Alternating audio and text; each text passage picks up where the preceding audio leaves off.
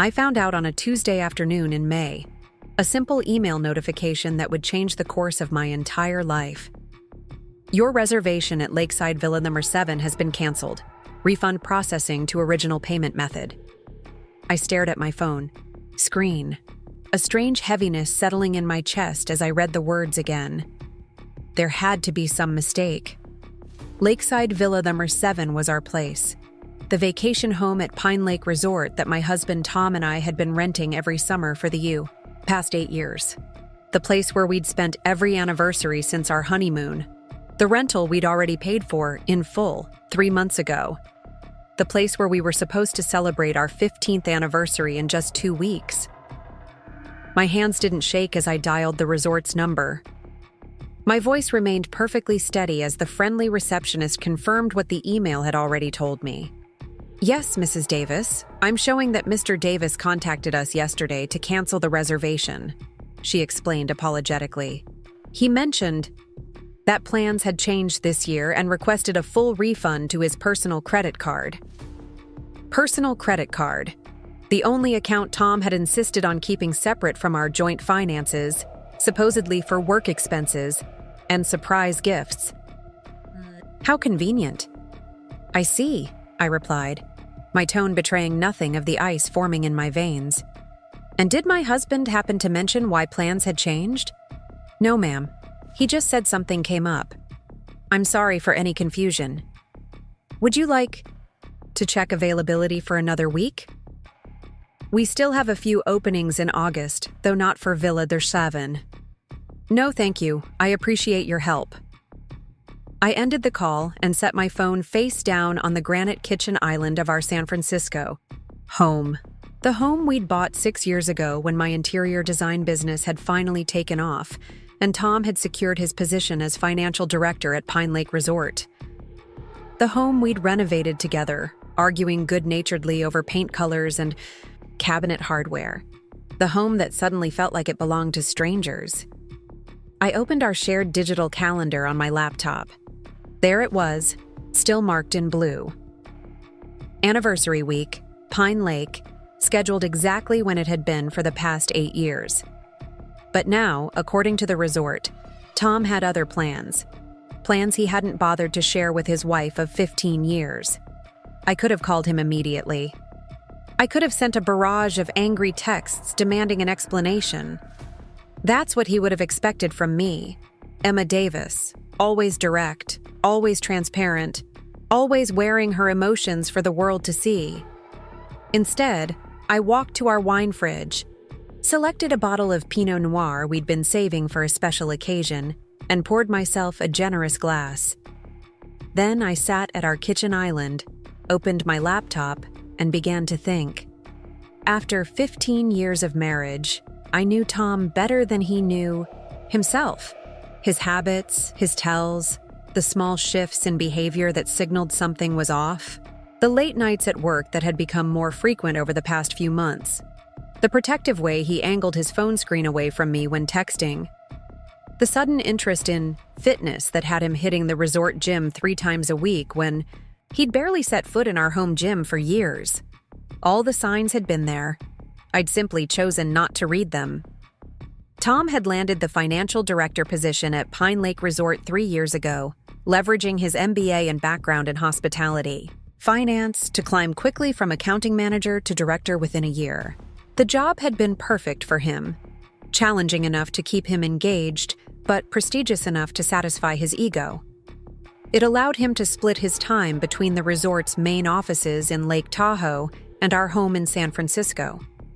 During our annual stays at the resort, he'd work remotely from our villa, taking the occasional meeting, but mostly enjoying the perks of being both guest and staff. At least, that's what I'd thought. I pulled up our bank statements, scanning through the joint accounts and credit cards. Nothing unusual jumped out immediately. Then I checked our phone records.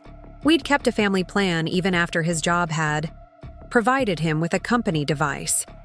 The pattern was unmistakable, repeated calls and texts to the same number, always after hours, always when Tom was supposedly working late.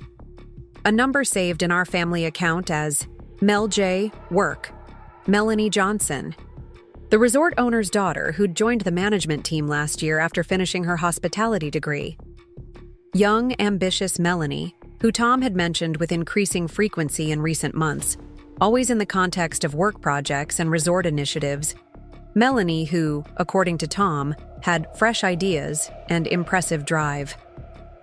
I took another sip of wine, feeling strangely calm as the pieces fell into place. I didn't bother calling the number. I already knew what I would find.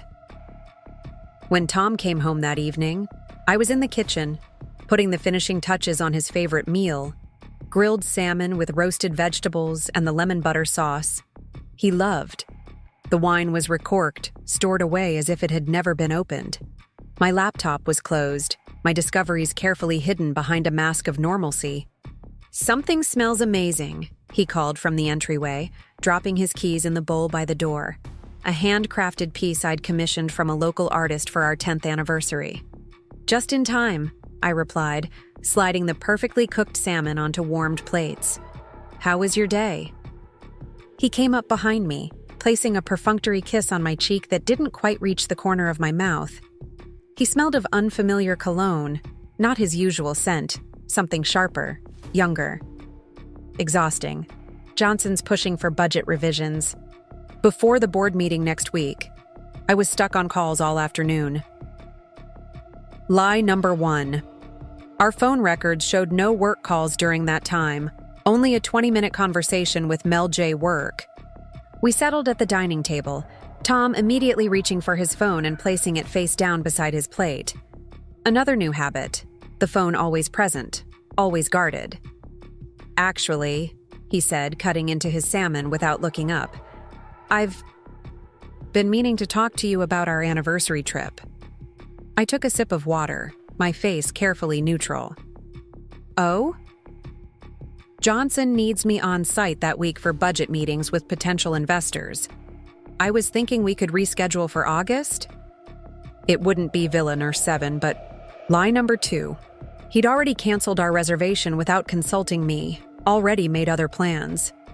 "Of course," I replied smoothly. "Work comes first. We can celebrate any time." The relief that washed over his features was almost comical.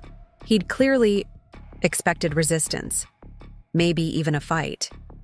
Tom had never understood that my calm was more dangerous than my storms. "You're the best, babe. I promise I'll make it up to you." Lie number 3. But who was counting? We finished dinner with idle conversation. I told him about my newest client, a tech executive wanting a full home redesign. He pretended to listen while checking his phone under the table. I mentioned considering some new projects that might keep me busy in the coming weeks. "That's great," he said absently. "You've been saying you wanted to scale up the business. This could be perfect timing with me being so busy at the resort." Indeed, perfect timing. Later, while Tom showered, I did something I'd never done in 15 years of marriage. I picked up his phone from the nightstand and entered his passcode, our anniversary date, ironically enough. There they were, dozens of text messages between Tom and Melanie J. Most were mundane work discussions, but interspersed were phrases that made my stomach tighten. "Can't wait to show you the renovations to Villa 12. Johnson approved your permanent transfer to the resort team. Missing you already, counting down to our 2 weeks together. Can't believe we have to keep sneaking around like this. Last night was amazing." The last message sent earlier that day. "All set for our anniversary getaway. Emma thinks I'm working. I hate lying, but it'll be worth it when I can finally be there full time." I took screenshots, forwarded them to my own phone, then deleted the forwarded messages from his sent folder. I returned the phone exactly as I'd found it, my hands steady despite the cold fury building inside me. I was many things: a successful businesswoman, a talented designer, a loyal wife, but I was not, and would never be, a fool. The next morning, after Tom left for what he called an early strategy meeting, I called my oldest friend, Diana. I need you to meet me for coffee." Now, Diana had been my friend since college. The person who'd watched me build my business from a tiny studio apartment while Tom completed his MBA. She'd been maid of honor at our wedding and godmother to the children we'd eventually decided not to have, another sacrifice I'd made for Tom's career trajectory. 30 minutes later, we sat at a corner table in a cafe 3 neighborhoods away from my usual haunts. "He's planning to spend our anniversary with her at the resort," I explained, my voice unnaturally calm as I showed her the screenshots. "At our place." Diana's outrage was immediate and profane. "That absolute waste of skin! What are you going to do? Confront him? Throw his clothes on the lawn? Key his car?" I almost smiled. "No, I'm going to take a page from my grandmother's playbook." My grandmother, Eleanor Wright, had been a formidable woman who built a successful property development company in the 1970s, an era when women were expected to be homemakers, not business leaders.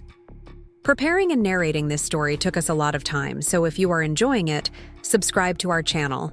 It means a lot to us. Now back to the story. When my grandfather had a very public affair with his secretary in 1978, Grandma Eleanor didn't create a scene. She didn't throw things or scream or file for divorce immediately. Instead, she simply bought the company where he worked and fired him on their anniversary. "Always hit them where they least expect it," she'd told me once, years later, when I was just starting my own business. "Men like your grandfather never see you coming until it's too late." "I'm going to need your help," I told Diana. "And I'll need to talk to Lucas." Lucas Chen had been my attorney since I started my design firm 8 years ago. He was discreet, thorough, and had a brilliant mind for business strategy. More importantly, he had no connection to Tom or his friends. "Who else are we calling?" Diana asked, already pulling out her notebook. Diana never did anything without a list. "Patricia Watson," I replied. Patricia was a successful real estate developer I'd worked with on several high-end projects. "And I'll need to speak with my investment manager. But first, I need you to help me with some research." Before we jump back in, tell us where you're tuning in from. And if this story touches you, make sure you're subscribed, because tomorrow I've saved something extra special for you. Over the next 3 days, I assembled my team while maintaining perfect normalcy at home.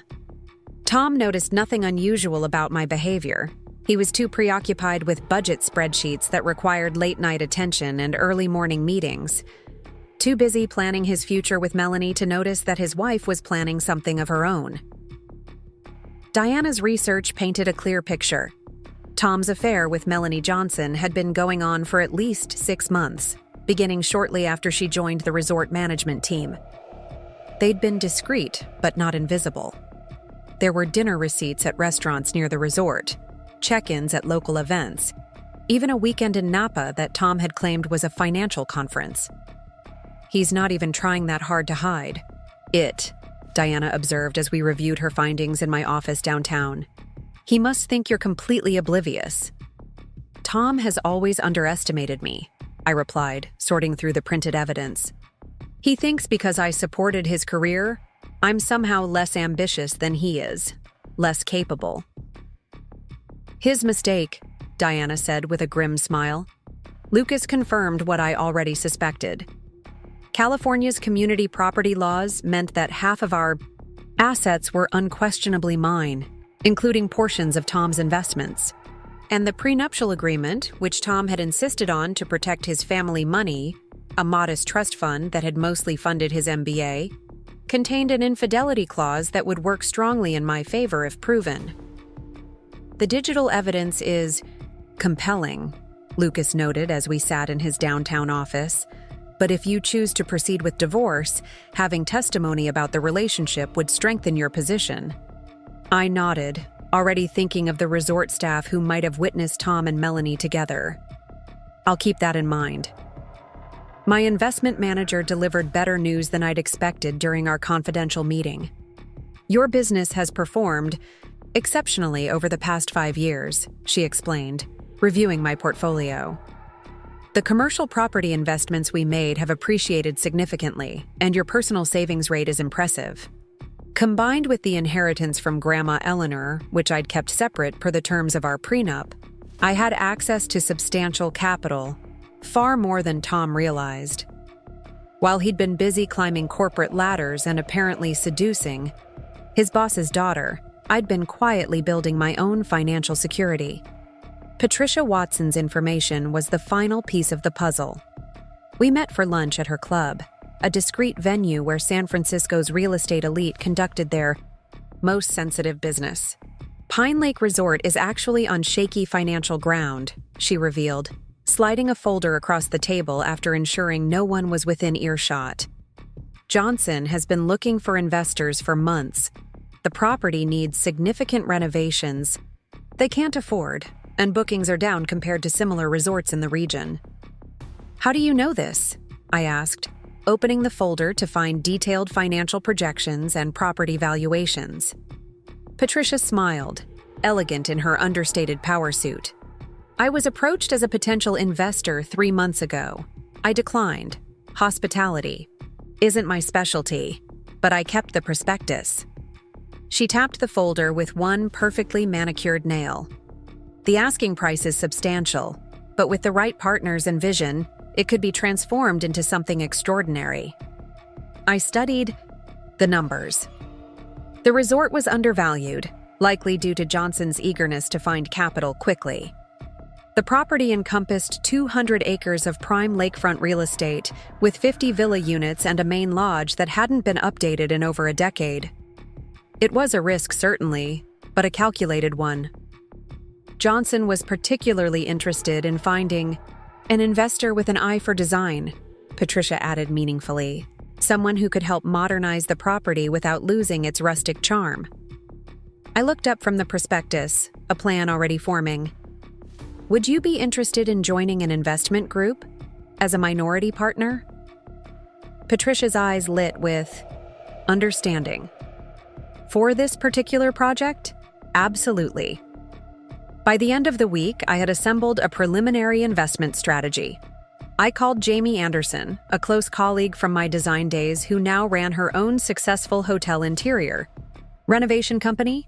Emma, darling, it's been ages, she answered, her British accent still pronounced despite a decade in California. Jamie, how quickly could you put together concept designs for a resort renovation? Something that would impress potential investors?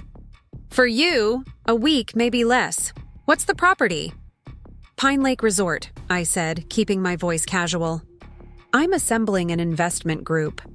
Jamie whistled. Ambitious. That place has potential but needs serious updating. The interiors are stuck in the early 2000s, and not in a charming retro way. Send me what you have and I'll start working on it. I need them to be spectacular, Jamie. The kind of designs that sell themselves.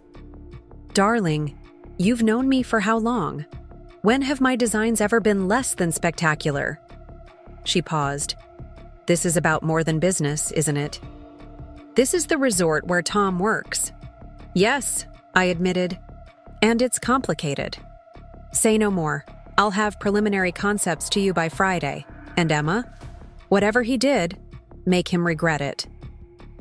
That weekend, Tom announced he needed to go to the resort for emergency meetings about the upcoming investor presentations. He packed an overnight bag, kissed me distractedly on the cheek, and promised to be back Sunday evening. Take your time, I told him. I have client meetings to prepare for anyway. As soon as his car pulled away, I called Diana. I need your help with something delicate. 2 hours later, Diana and I were driving to Lake Tahoe in her nondescript Honda. Unlike my Mercedes, which several resort staff would recognize, Diana's car would attract no attention. Are you sure about this? Diana asked as we neared the resort. What if someone recognizes you? That's a risk we'll have to take, I replied, adjusting the wide-brimmed hat and sunglasses that obscured most of my face. But Saturday afternoons are busy at the resort.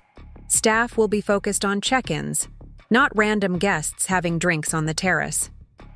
We parked in the public lot rather than the resort garage, walking the scenic path that led to the main lodge. From there, we found a table on the outdoor terrace with a clear view of both the lobby and the path to the villa area.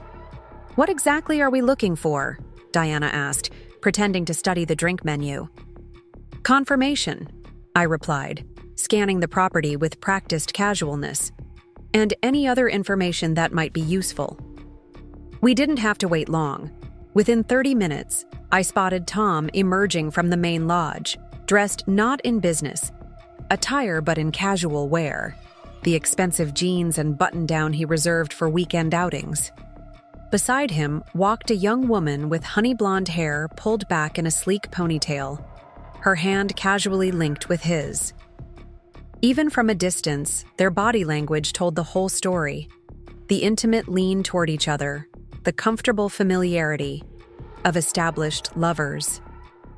"That's them," I murmured to Diana, who had positioned herself with her back to the path, allowing me to watch without being obvious. "She looks about 12, Diana muttered, sneaking a glance over her shoulder. "She's 26, I corrected, having done my research thoroughly. 14 years younger than Tom, 9 years younger than me." We watched as they walked toward the villa area, stopping occasionally to greet staff or point out features of the property. Not hiding, not concerned about being seen together. They headed directly toward Villa Number 12, not our usual Villa Number 7, but one situated in a more private area of the resort, with a hot tub on the deck and floor-to-ceiling windows overlooking the lake. "He couldn't even be original enough to take her somewhere different," I said, a hint of bitterness finally cracking through my composed exterior.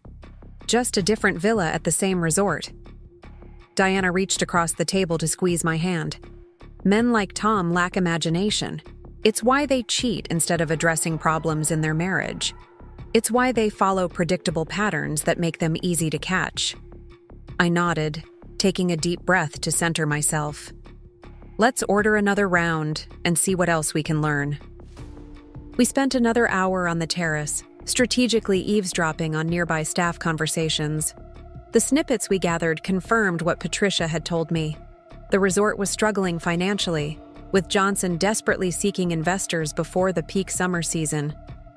We also learned that a staff meeting was scheduled for the following Friday to discuss exciting changes coming to Pine Lake.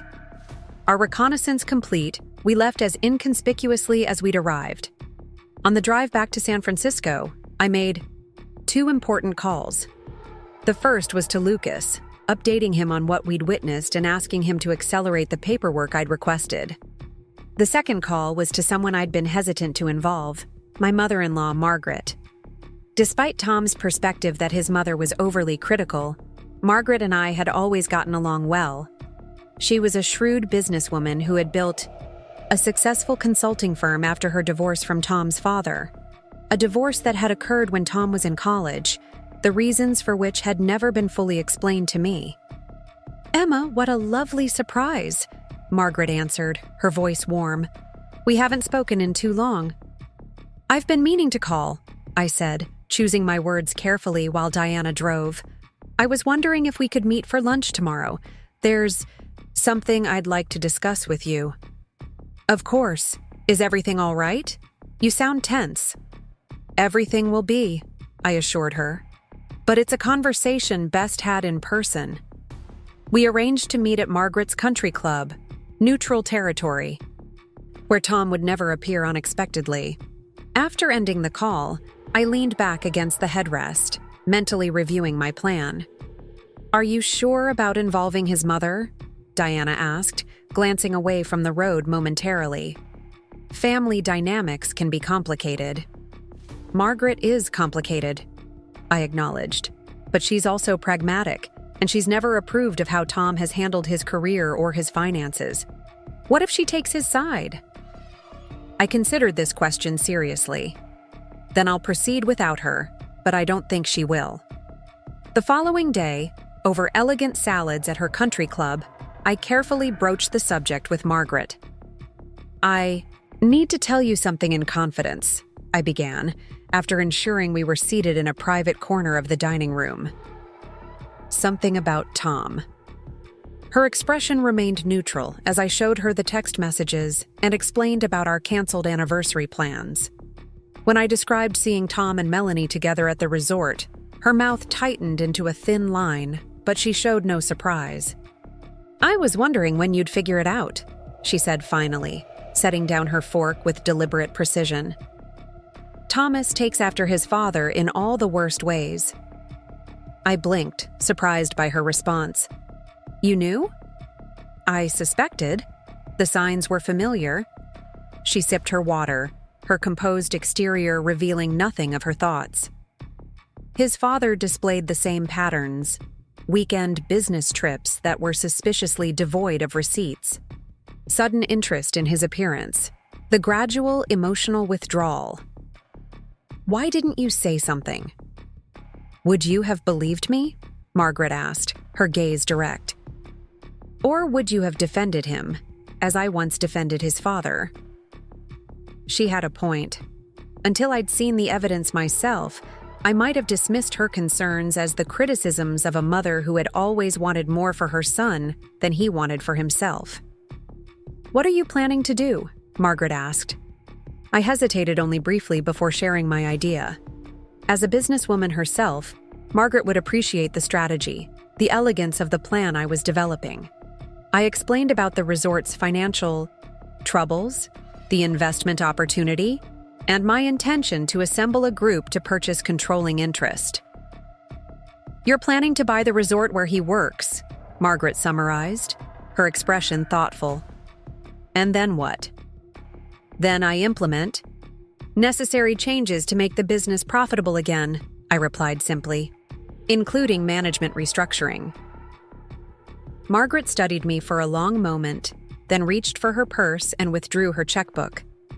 "Consider this an investment," she said, writing a figure that made my eyebrows rise. "And something else I should have done 30 years ago instead of trying to save a marriage with a man who didn't deserve it." With Margaret's unexpected contribution, my investment group was nearly complete. On Monday morning, I made appointment with Evan Johnson, owner of Pine Lake Resort and father of Melanie.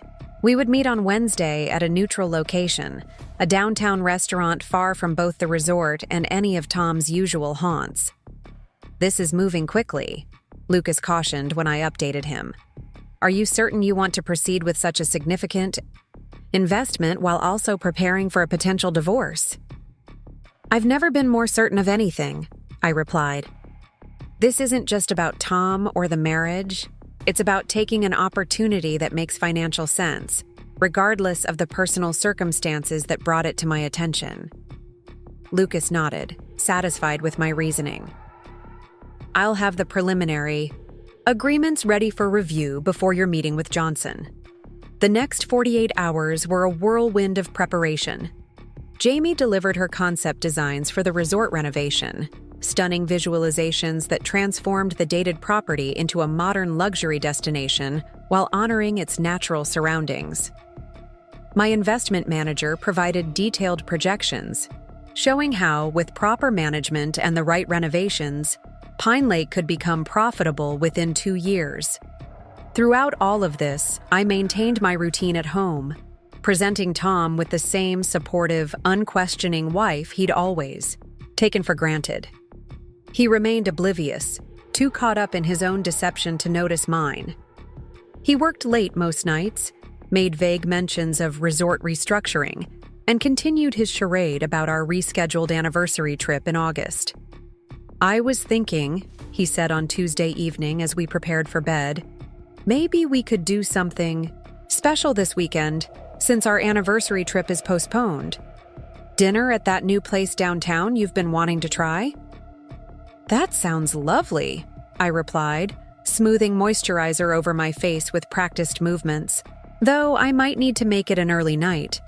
"I have a brunch meeting with a potential client on Sunday." "No problem. We could do Saturday instead, if that works better." I caught his gaze in the bathroom mirror, noting the way his eyes didn't quite meet mine, a tell he'd had since the early days of our relationship. Saturday is perfect. I'll make a reservation. He smiled, relieved at my easy acquiescence. You're the best, Em. I don't know what I'd do without you. Let's hope you never have to find out, I replied with a smile that didn't reach my eyes. On Wednesday morning, I dressed with particular care for my meeting with Johnson. A navy blue power suit that projected confidence and professionalism, paired with subtle jewelry and light makeup. The outfit of a serious businesswoman, not a vengeful wife. You look nice, Tom commented as I gathered my portfolio and car keys. Big client meeting? Something like that, I replied vaguely. Don't wait up. It might run late. Good luck, he said, already turning his attention back to his phone. Knock 'em dead. I almost laughed at the irony. Evan Johnson was already seated when I arrived at the restaurant, a distinguished man in his early 60s with silver hair and the weathered tan of someone who spent considerable time outdoors. He stood to greet me, his handshake firm. Mrs. Davis, he said, his expression professionally neutral. I must admit, your request for this meeting came as a surprise. I don't believe we've had the pleasure of meeting before, though I've certainly heard good things about your design work. Please call me Emma, I replied as we took our seats. And thank you for agreeing to meet on such short notice. Johnson studied me with the shrewd gaze of a man who had spent decades in business. Your assistant mentioned you had an investment proposal to discuss. I'm curious. What interest does an interior designer have in a lakeside resort? Diversification, I answered smoothly. And opportunity. I believe Pine Lake Resort has untapped potential that could be realized with the right vision and capital investment. Johnson's eyebrows rose slightly. You've done your homework. I always do, I assured him, opening my portfolio to reveal Jamie's concept designs. These are preliminary renovation concepts my team has developed.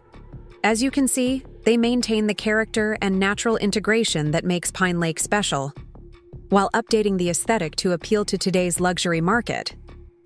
For the next hour, I presented my case with meticulous detail, the financial projections, the phased renovation plan, the marketing strategy that would position Pine Lake as the premier destination in the region. Johnson listened attentively, asking pointed questions that revealed both his knowledge of the business and his concern for its future. You have to understand my position, he said finally, after I'd outlined our offer. Pine Lake has been in my family for generations. Controlling interest is not a decision I can make lightly. I understand completely, I assured him. That's why our offer includes a position for you as operations consultant, with Melanie remaining as hospitality director if she chooses. We're not looking to dismantle what you've built. We want to enhance it. The mention of his daughter made Johnson shift uncomfortably in his seat. I pretended not to notice, though I noted the reaction carefully.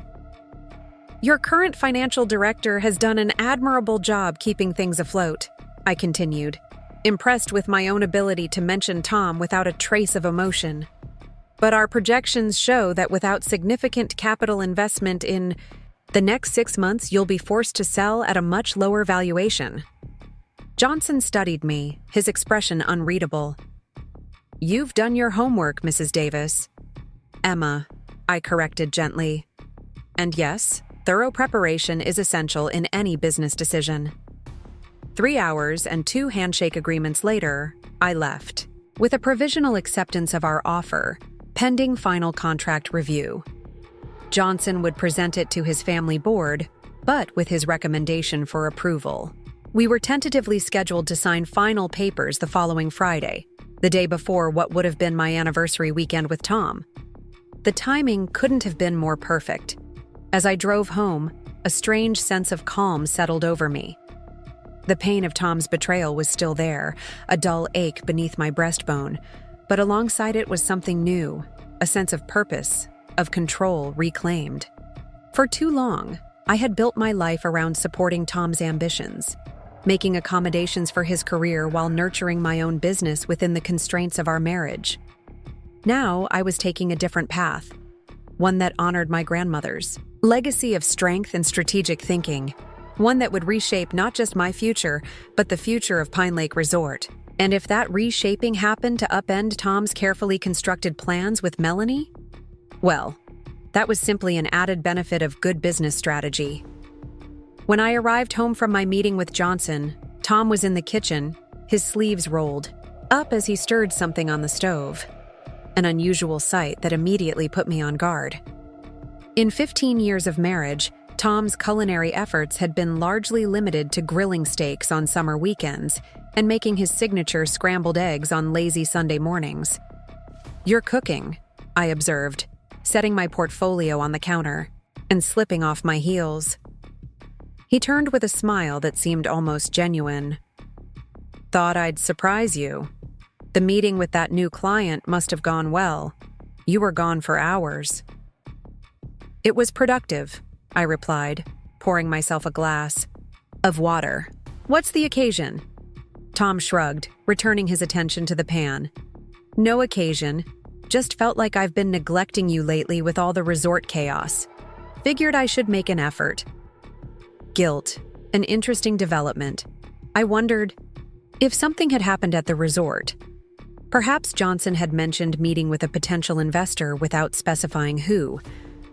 Or maybe Tom was simply laying groundwork for his next deception. "That's thoughtful," I said, moving beside him to peer into the pan. "Risotto?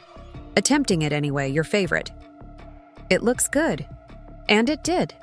Tom might not cook often, but he was meticulous when he did, following recipes with the same precision he applied to financial spreadsheets. We ate at the dining table, Tom uncharacteristically attentive, asking about my day, my clients, my thoughts on expanding the business. I answered truthfully but selectively, sharing anecdotes about current projects while omitting any mention of investment groups or resort acquisitions. "You seem different lately," Tom observed as we finished our meal. "More? I don't know. Energized?" I held his gaze steadily. "Do I?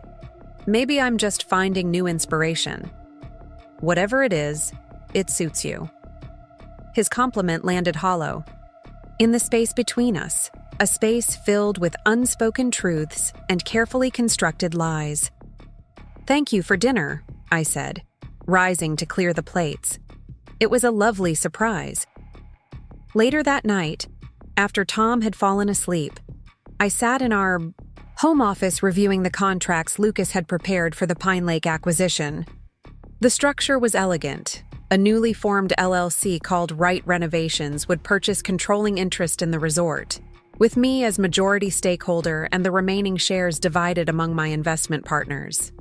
The name was a tribute to my grandmother, Eleanor Wright, whose business acumen and personal strength had always inspired me. The financial components were substantial but manageable. Between my business assets, personal investments, and the contributions from Margaret and my other partners, we had assembled the necessary capital without over-leveraging ourselves. The projected returns, especially after the planned renovations, were promising. Most importantly, the timing was perfect. Final contracts would be signed next Friday, one day before what would have been my 15th anniversary weekend with Tom. For the next 7 days, I lived a double life with remarkable composure. By day, I managed my design firm, met with investment partners, and finalized acquisition details. By night, I returned to the role of Emma Davis, supportive wife, pretending nothing had changed while Tom continued his own charade of late meetings and work commitments. On Tuesday, Diana and I visited a luxury condo building downtown, where I signed a 6-month lease on a fully furnished 2-bedroom unit with floor-to-ceiling windows overlooking the bay. "Nice place," Diana commented as we toured the sleek, minimalist space. "But temporary?" "Until I decide what's next," I confirmed. "After the divorce is finalized, I'll figure out whether to buy Tom out of our house or start fresh somewhere else." "When are you planning to move in?" "Friday evening, after we sign the Pine Lake contracts, but before Tom returns from his emergency budget meeting at the resort." Diana's eyebrows rose. He's still pretending to work this weekend? Even after canceling your anniversary trip? Of course. He thinks I believe the August reschedule plan. I walked to the windows, taking in the panoramic view. He'll tell me Friday afternoon that Johnson needs him for critical investor preparation. Work. He'll promise to be back Sunday evening, apologize profusely for the terrible timing, and assure me we'll celebrate properly next month. Meanwhile, he'll actually be with Melanie. In Villa number 12, I confirmed, where they've been meeting for months. Diana joined me at the window, and neither of them has any idea what's coming. Not a clue. I turned to her with a smile that felt foreign on my face, not the practiced, pleasant expression I'd maintained for years as Mrs. Thomas Davis, but something sharper, something that belonged solely to Emma Wright. That's the advantage of being underestimated. People never see you coming. On Wednesday morning, Jamie's final design portfolio arrived via courier, a stunning leather-bound presentation that transformed Pine Lake Resort from dated to destination. The concepts honored the property's rustic heritage while introducing modern luxury elements that would appeal to high-end travelers. The designs were exceptional, exactly what we needed to entice new clientele and justify premium pricing once renovations were complete. I called Jamie immediately. These are perfect. Absolutely perfect. I'm rather proud of them myself, she admitted. The restoration of the original stone fireplaces paired with those contemporary furnishings will be spectacular. When do you present to the current owners? Friday afternoon. The contracts are ready. These designs are just the cherry on top. Well, darling, when you own the place, I expect the first redesign contract to come my way. Naturally, you're all ready. Written into the business plan. That evening, Tom arrived home with takeout and a bouquet of lilies, my second favorite flowers, which told me he'd forgotten that I preferred sunflowers. It was such a small thing, but somehow it crystallized 15 years of similar small disappointments. I thought we deserved a nice night, he announced, setting both the food and flowers on the kitchen island. I've been working so much lately. That's thoughtful, I replied, accepting both the flowers and the lie. How are things at the resort? Busy. Johnson's been acting strange all week. Very secretive meetings, lawyers coming and going. He shrugged, removing containers from the bag. Probably just more refinancing. The place needs a major overhaul. I've always thought so, I agreed mildly, retrieving a vase from the cabinet. The interiors are at least a decade behind current trends, Tom laughed. Always the designer. Maybe you should offer your services. Maybe I should, I said, arranging the lilies with practiced movements. Johnson might appreciate a professional perspective. He'd be lucky to get it. Tom opened a bottle of wine. So, about Saturday night, I made reservations at Luciano's. For 7. I know it's not the anniversary weekend we planned, but we can still celebrate a little early. Another lie. By Saturday night, Tom would be at Pine Lake with Melanie, not at Luciano's with me. But he needed to establish the narrative, create the plan he would later claim to have reluctantly broken due to work emergency. Luciano's sounds perfect, I said, accepting the glass he offered. I've been wanting to try their new chef. We ate dinner, making pleasant, meaningless conversation. I asked about his day. He inquired about my current projects. We discussed a movie we'd both been wanting to see. To anyone observing, we would have appeared the picture of marital harmony. A successful couple sharing a quiet evening at home, comfortable in each other's company after 15 years together. Only I could feel the hollowness beneath the performance, the absence of truth that had gradually eroded what we'd built. I wondered how long Tom had been playing this role, husband, partner, confidant, while pursuing other desires. Had it started with Melanie, or had there been others before her? Had our entire marriage been a convenient arrangement for him, a respectable foundation from which to build his career while indulging his private appetites? It didn't matter now. Within 48 hours, everything would change. Thursday passed in a flurry of final preparations. I confirmed details with Lucas, arranged for movers to transport essential belongings to the condo while Tom was away, and met with Margaret. One last time to review our investment strategy. "Are you nervous?" she asked as we sat in her elegant home office. "About the acquisition? No, about what comes after." I paused, considering. Not nervous exactly, but aware that once this happens, nothing will be the same. Margaret nodded, understanding evident in her expression. Transformations rarely come without discomfort, but sometimes they're necessary for growth. "A very diplomatic way of saying my marriage is over," I observed with a faint smile. "The marriage ended when Thomas betrayed your trust," Margaret corrected firmly. "What happens tomorrow is simply making official what already exists in reality." I couldn't argue with her logic. Friday dawned clear and bright, a perfect California day that seemed incongruous with the weight of what lay ahead. I rose early, gathering the last few personal items I wanted to take with me. My grandmother's jewelry box, photo albums from before my marriage, the handcrafted throw pillow my mother had made before her passing, small treasures that held memories no divorce could divide. Tom was already awake, seated at the kitchen island with his laptop and a cup of coffee, dressed for work in a crisp blue shirt and charcoal slacks. "Morning," he greeted, glancing up briefly. "You're up early." "Big day," I replied, which was certainly true. "Client presentation." "You'll knock them dead," he said, returning his attention to the screen. "Hey, listen. About tomorrow night." And here it came. The fabricated work emergency, the regretful cancellation, the promises of future celebration. Right on schedule. "Johnson called late last night. There's been a development with the potential investors. They want to meet this weekend to discuss property valuation before making a decision. He's asking all senior staff to be present for prep today and the actual meetings tomorrow." I arranged my features into a perfect mask of disappointed understanding. "Oh, Tom, that's terrible timing. I know." I told him we had plans, but he insisted this could make or break the resort's future. Tom reached for my hand, his expression a study in practiced regret. "I'm so sorry, Emma.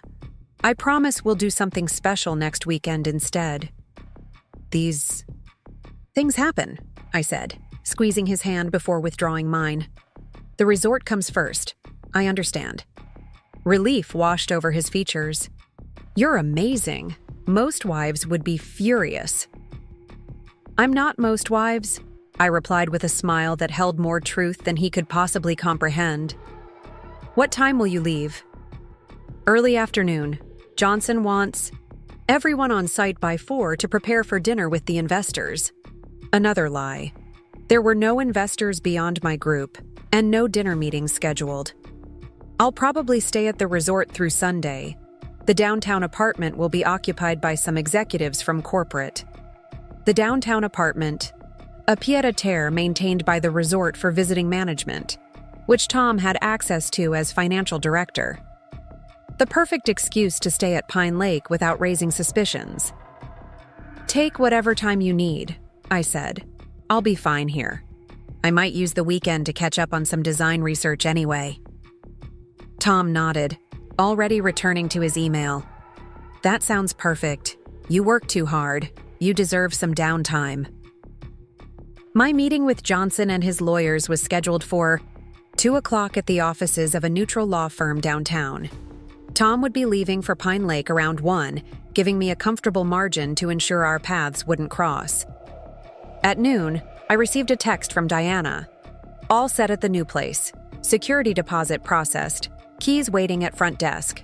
I replied with a simple, "Perfect. See you tonight for champagne?" "Absolutely." 8 p.m. I'll bring the good stuff. At 12:45, Tom found me in our bedroom, where I was pretending to organize my closet while actually confirming which clothes would be moved to the condo later. "I'm heading out," he said, overnight bag slung over his shoulder. "I'll call you tonight to check." Drive safely, I replied, accepting his perfunctory kiss. Good luck with the investors. Thanks. I'll make this up to you, I promise. After his car pulled away, I counted slowly to 100, ensuring he hadn't forgotten anything that might bring him back unexpectedly. Then I called Lucas. He's gone. I'll meet you at the law firm at 1:45. At 2 hours precisely, I sat across from Evan Johnson in the tastefully appointed conference room of Goldman & Associates, my investment team arrayed beside me, Lucas, Patricia, Margaret, and 2 financial partners who had joined our venture. Johnson was accompanied by his own attorney and his brother, who held a minority stake in the resort. Before we proceed, Johnson began, his expression solemn, I want to confirm that everyone understands what we're doing here. Pine Lake Resort has been in my family for 3 generations. This is not a decision we've made lightly. We understand completely, I assured him. Our investment group is committed to honoring the resort's legacy while ensuring its future success. Johnson nodded, seemingly satisfied. Then let's begin. For the next hour, we reviewed and signed document after document, transferring controlling interest in Pine Lake Resort to Wright Renovations LLC. As majority shareholder, I was now effectively the owner of the property where my husband worked, and where, at this very moment, he was likely preparing for a weekend with his mistress rather than the investor meetings he'd invented. When the final signature was complete, Johnson extended his hand across the table. Congratulations, Mrs. Davis. Pine Lake is now yours. Thank you, I replied, my voice steady despite the surge of emotion I felt. And please, call me Ms. Wright from now on. Johnson's eyebrows rose slightly, but he nodded. Of course. As we gathered our belongings, Johnson approached me, privately. There's one matter we haven't discussed explicitly. My daughter, Melanie. I kept my expression neutral. What about her? She's young, ambitious, sometimes impulsive. He hesitated, choosing his words carefully. I'm aware that certain personal situations might complicate professional relationships. So he knew about Melanie and Tom. Interesting. I judge people by their work, Mr. Johnson, not their personal choices. If Melanie wishes to remain as hospitality director, her position is secure, provided her performance meets our standards. Relief softened his features. Thank you. She's made mistakes, but she's talented. I believe she can learn from this experience. We all learn from experience, I agreed. Some lessons are simply more costly than others. We parted with handshakes and promises to meet Monday morning to begin the transition process. As my team and I left the building, Margaret linked her arm through mine. How do you feel? She asked. I considered the question seriously. Powerful and oddly calm. That's how I felt when I finally left Thomas's father, she confided. Not angry, not devastated, just certain that I was finally doing what should have been done years earlier. Back at the house, the movers had already arrived, waiting, discreetly in their unmarked van as planned. Under Diana's supervision, they efficiently loaded the items I'd designated: clothing, personal effects, selected artwork, and a few cherished furniture pieces that had been mine before the marriage. Everything else would be addressed during the divorce negotiations. By 6 o'clock, I stood in my new condo, surrounded by neatly arranged belongings. The space felt surprisingly right, clean, modern lines uncluttered by compromise or shared. History. A blank canvas for whatever came next. I showered and changed into a simple black dress, applied fresh makeup, and opened the bottle of wine I'd brought from the house. An expensive Cabernet Tom had been saving for a special occasion. This certainly qualified. At 7, my phone buzzed with a text from Tom. Meeting's running late. Johnson's on edge. How's your evening? I replied with calculated casualness. Quiet. Enjoying some wine and research. Don't work too hard. His response came quickly. Miss you. Talk tomorrow. I set the phone aside without answering, feeling nothing but a distant clinical interest in his continued deception. The man I had loved, the marriage I had valued, both seemed to belong to someone else's life now, artifacts from a story I'd been telling myself for too long.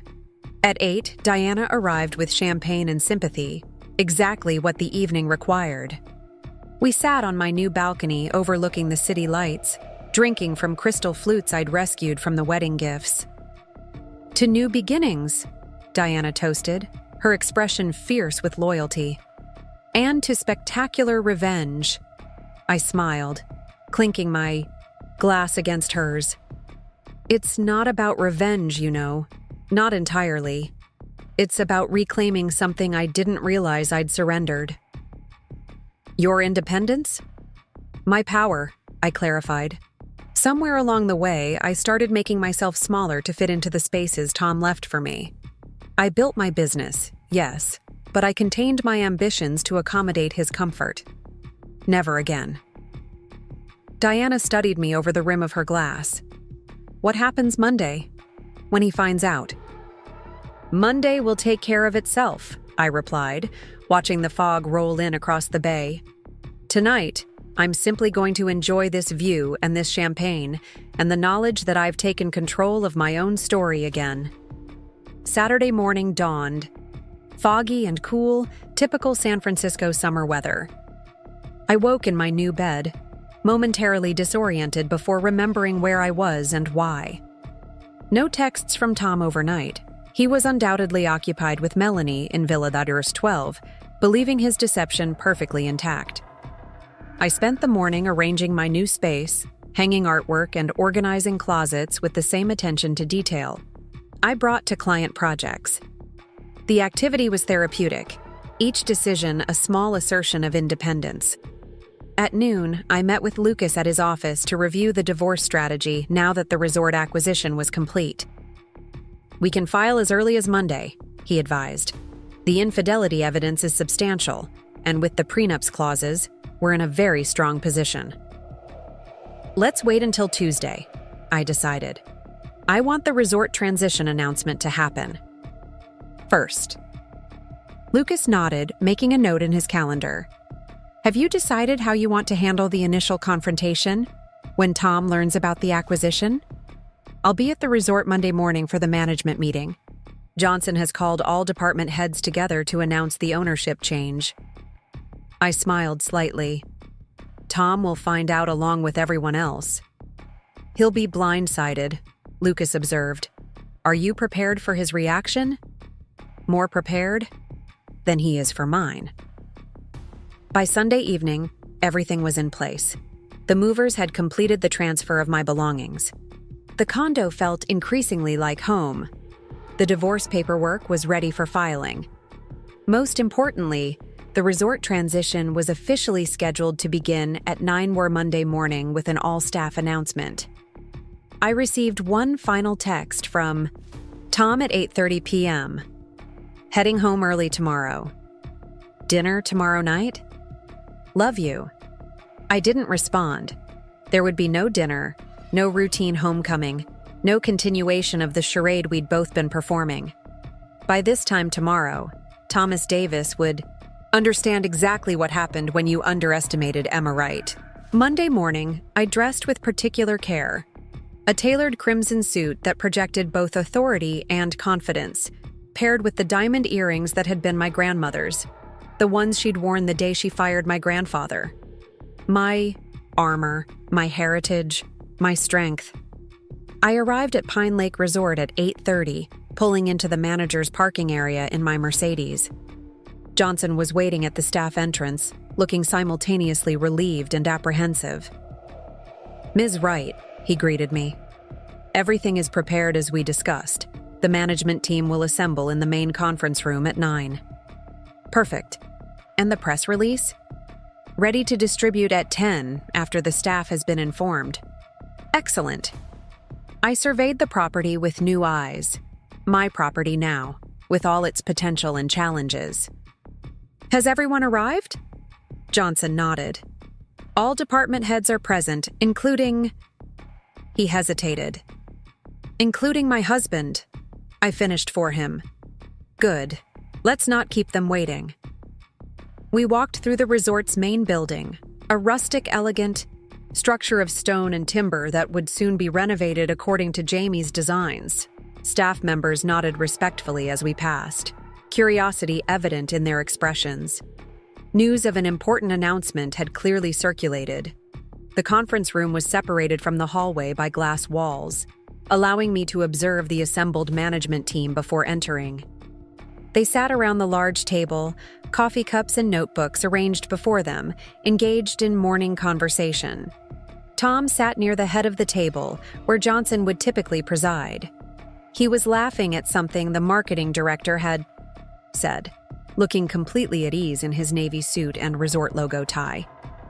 The very picture of a successful executive, secure in his position and prospects.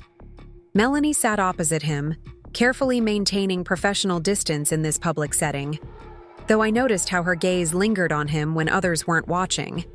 She was attractive in a polished, conventional way, blonde hair styled, in a sleek bob, tasteful makeup, conservative dress.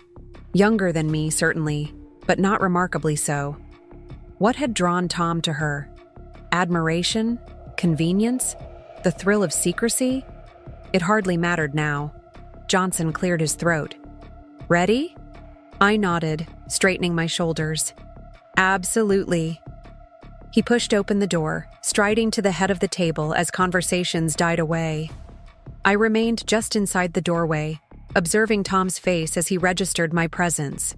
Confusion giving way to shock, then rapidly cycling through alarm, suspicion, and forced casualness. Good morning, everyone, Johnson began, his voice carrying the gravitas of long authority. Thank you for coming together on short notice. I have an important announcement regarding Pine Lake Resort's future. The room tensed with collective anticipation. Resort staff had endured months of financial uncertainty. They were primed for either very good or very bad news. As many of you know, Pine Lake has faced significant challenges in recent years. Increasing competition, changing market demands, and the need for substantial capital improvements have placed us at a crossroads. Johnson paused, surveying the room. After careful consideration, my family has decided to accept an investment offer that will provide the resources needed to secure Pine Lake's future while honoring its legacy. Murmurs rippled through the assembled managers. Tom leaned forward, financial director instantly alert to news that should have come through his department first. Effective immediately, majority ownership of Pine Lake Resort has transferred to Wright Renovations LLC, a new investment group committed to transforming our property into the premier luxury destination in the region. Tom's expression froze, his eyes darting between Johnson and me as he processed this unexpected information. Across the table, Melanie looked merely curious, unaware of the personal implications unfolding. Some of you may be wondering why this transaction wasn't processed through our financial department, Johnson continued, addressing the obvious question. The negotiations were conducted directly and confidentially at the ownership level, as is standard with acquisitions of this nature. Johnson gestured toward me. I'd like to introduce Ms. Emma Wright, majority owner of Wright Renovations and new controlling partner of Pine Lake Resort. I stepped forward, feeling the weight of every gaze in the room, particularly Tom's, which had transformed from confusion to dawning horror as Johnson spoke my maiden name rather than Davis. Thank you, Evan, I said, my voice clear and steady. I'm pleased to be here this morning to share our vision for Pine Lake's future. For the next 15 minutes, I outlined the planned renovations, investment strategy, and operational changes that would revitalize the struggling resort. I discussed timeline, budget, and marketing approach with the confidence of someone who had spent weeks preparing for this moment. Throughout my presentation, I never once acknowledged Tom specifically, treating him as simply another department head in the room. While change can be challenging, I concluded, I believe these transformations will create exciting opportunities for Pine Lake and its team. That said, some organizational restructuring will be necessary as we move forward. I turned to Johnson. Evan has generously agreed to remain with us as operations consultant during the transition period. His institutional knowledge and experience will be invaluable as we implement these changes. Relieved nods around the table. At least the owner would still be involved. Additionally, we'll be creating several new positions to support our expanded vision, including a director of guest experience and a sustainability coordinator. Details on these opportunities will be circulated later this week. I paused, allowing the positive aspects to register before continuing. Unfortunately, as with many transitions, some positions will be eliminated or restructured. Those affected will receive generous severance packages and assistance with placement at other properties if desired. Tom's knuckles whitened as he gripped his pen, undoubtedly recognizing what was coming. Effective immediately, the financial director position will be eliminated, with responsibilities redistributed between our corporate finance team and a new controller role that will be announced shortly. I finally met Tom's gaze directly. Thomas, your service to Pine Lake is appreciated. HR will provide details regarding your separation package this afternoon. The room fell silent, management staff glancing uncomfortably between Tom and me, sensing but not fully understanding the personal undercurrent beneath this professional announcement. Tom stood abruptly, his chair scraping against the hardwood floor. This is ridiculous. You can't just walk in here and fire the financial director without proper review. The resort's entire fiscal structure runs through my department. Your concerns are noted, I replied coolly. However, the decision has been finalized. Wright Renovations has its own financial team that will manage the transition. Wright Renovations? Tom's voice rose slightly. You've been planning this? Behind my back? Several managers shifted uncomfortably in their seats, witnessing what was clearly becoming a personal confrontation. Perhaps we should discuss departmental transitions privately, Johnson intervened smoothly. Management team, please review the information packets at your places. We'll reconvene at 11 to address specific questions. As the room reluctantly emptied, Tom remained standing, his expression a storm of betrayal and fury. Melanie lingered, uncertainly until Johnson directed her to leave with a subtle head tilt. Only when the door closed behind the last staff member did Tom speak again. What the hell is going on, Emma? You bought the resort? You fired me? And Wright? You're using your maiden name now? I regarded him calmly. Yes to all three questions. This is insane. We're married. You can't fire your own husband. Wright Renovations can certainly eliminate a redundant position during restructuring, I corrected. And as for being married, that status will be changing shortly as well. My attorney will be filing divorce papers tomorrow morning. The color drained from Tom's face. Divorce? Emma, you can't be serious. Whatever you think is happening. Villa Number 12, I interrupted softly. Melanie Johnson. Your plans to spend our anniversary weekend together while I believed you were working. The separate apartment where you've been meeting for months. Your intention to transfer permanently to the resort team so you could be together regularly. I tilted my head slightly. Am I missing anything important? Tom sank back into his chair, the fight visibly leaving him as he realized the extent of what I knew. How did you? Does it matter? The point is, I know everything, Tom. The affair, the lies, the future you were planning while pretending our marriage was solid. It was a mistake, he said automatically, reaching for the script of the caught husband. A stupid mistake. Melanie doesn't mean anything, it was just physical. I was going to end it. By spending our anniversary with her? I raised an eyebrow. That's an interesting approach to ending a relationship. Emma, please, we can work through this. Couples therapy, a fresh start. We have 15 years together. Had, I corrected. We had 15 years. Now we have divorce proceedings and asset division to navigate. His expression hardened. So this is revenge? Buying the resort? Humiliating me in front of my colleagues? Taking everything I've worked for? This is business, I replied evenly. Pine Lake Resort was an undervalued asset with significant growth potential, hampered by outdated facilities and ineffective financial management. Right Renovations recognized an opportunity and acted accordingly. Bullshit. You did this. To hurt me.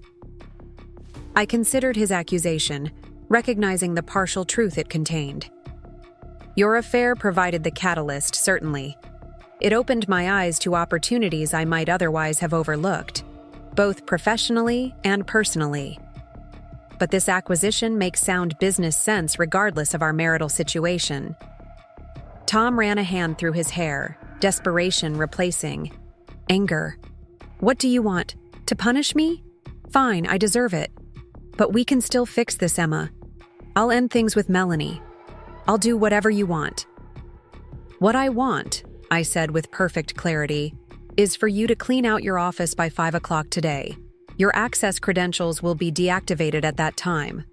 HR has prepared a comprehensive separation package, including 6 months severance, and continued health coverage as required by law. I stood, smoothing my crimson suit. As for our personal affairs, the house is yours until we determine whether you'll buy out my share or will sell it outright.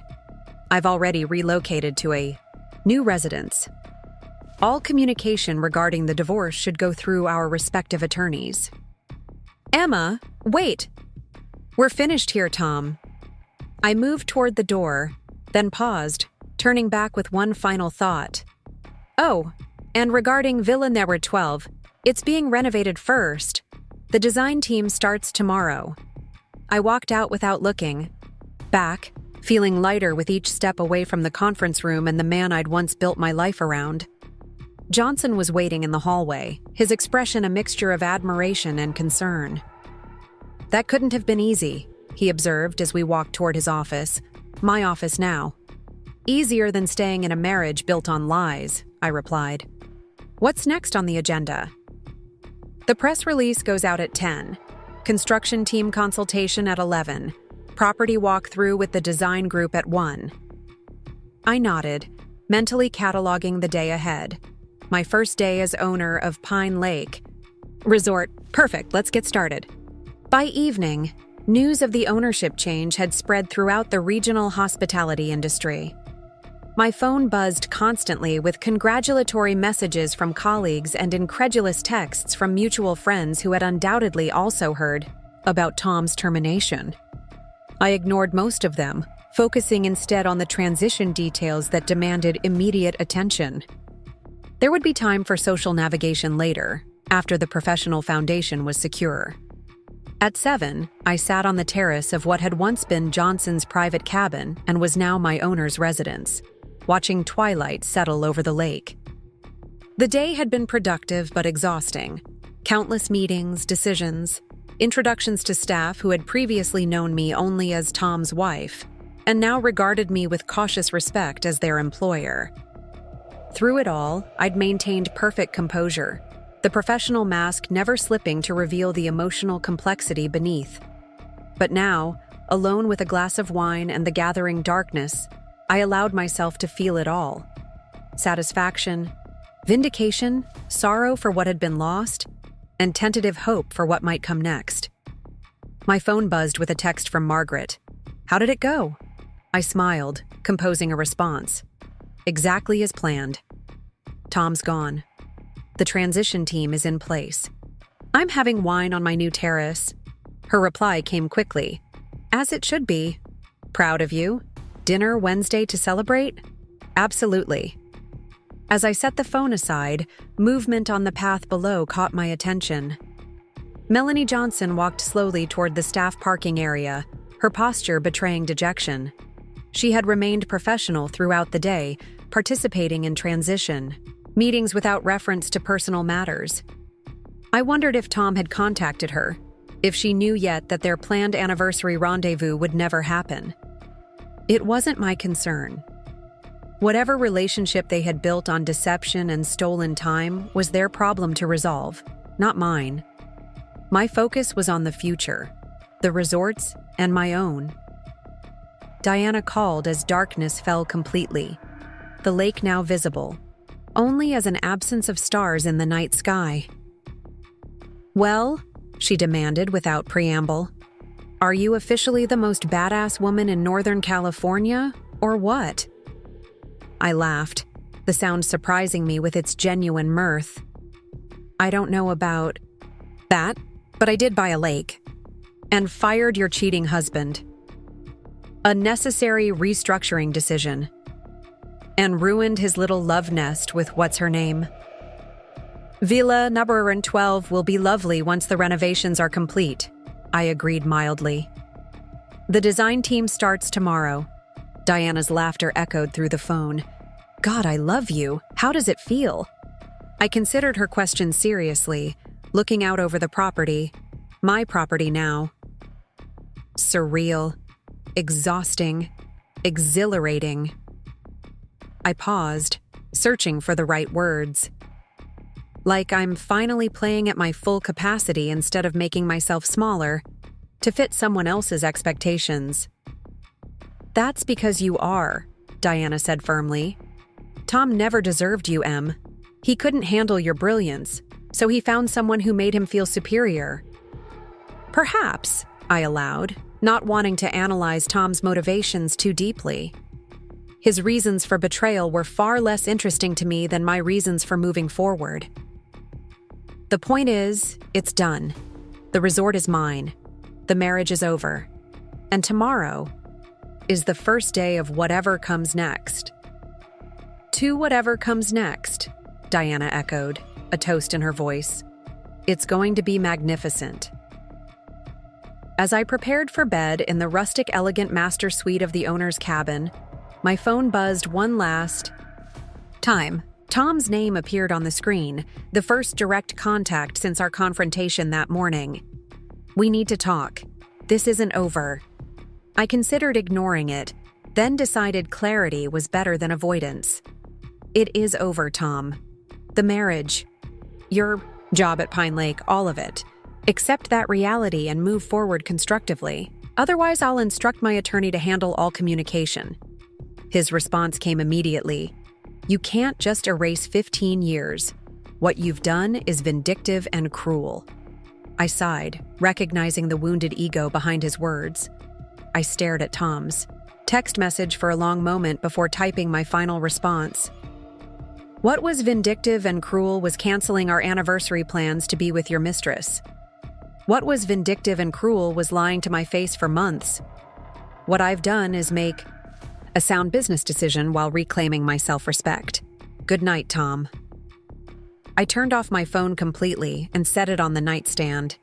Tomorrow would bring new challenges, the first full day of resort operations under my ownership, meetings with contractors about renovation timelines, and the beginning of divorce proceedings when Lucas filed the paperwork.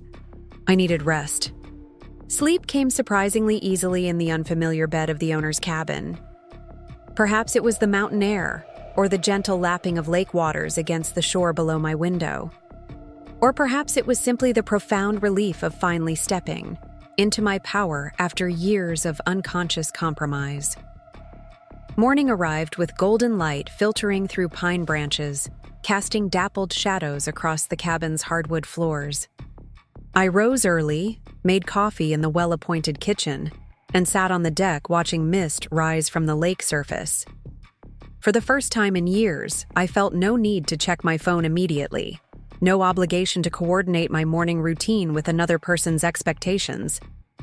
At precisely 7:30, I dressed in another power suit, midnight blue today, and walked the path to the main lodge.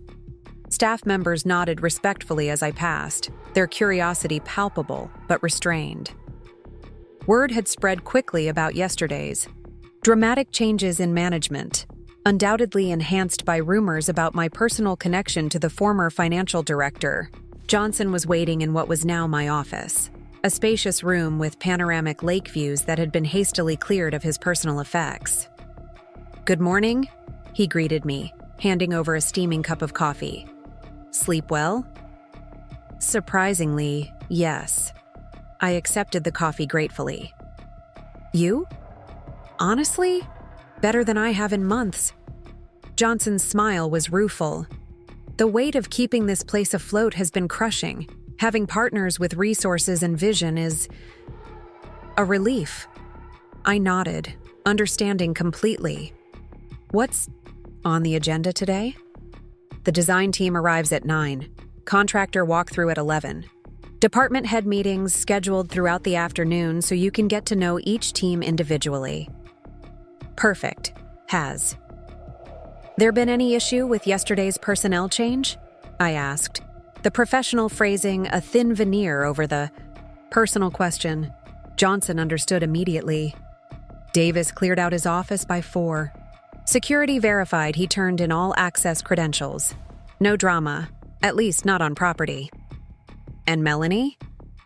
A father's concern flickered across his features. She requested today off, personal time. I nodded, unsurprised. Granted, of course. When she returns, I'd like to meet with her one-on-one. There's a place for her in the new structure if she wants it, regardless of personal complications. Johnson's shoulders relaxed slightly. Thank you. She's young, made poor choices, but she's talented. We all make mistakes, I acknowledged. It's what we learn from them that matters. The morning proceeded with brisk efficiency. Jamie's design team arrived with material samples and refined concept boards, their excitement palpable as we toured the property discussing renovation priorities. The contractors followed, pragmatic men and women with clipboards and measuring tapes who translated design vision into practical timelines and budget requirements.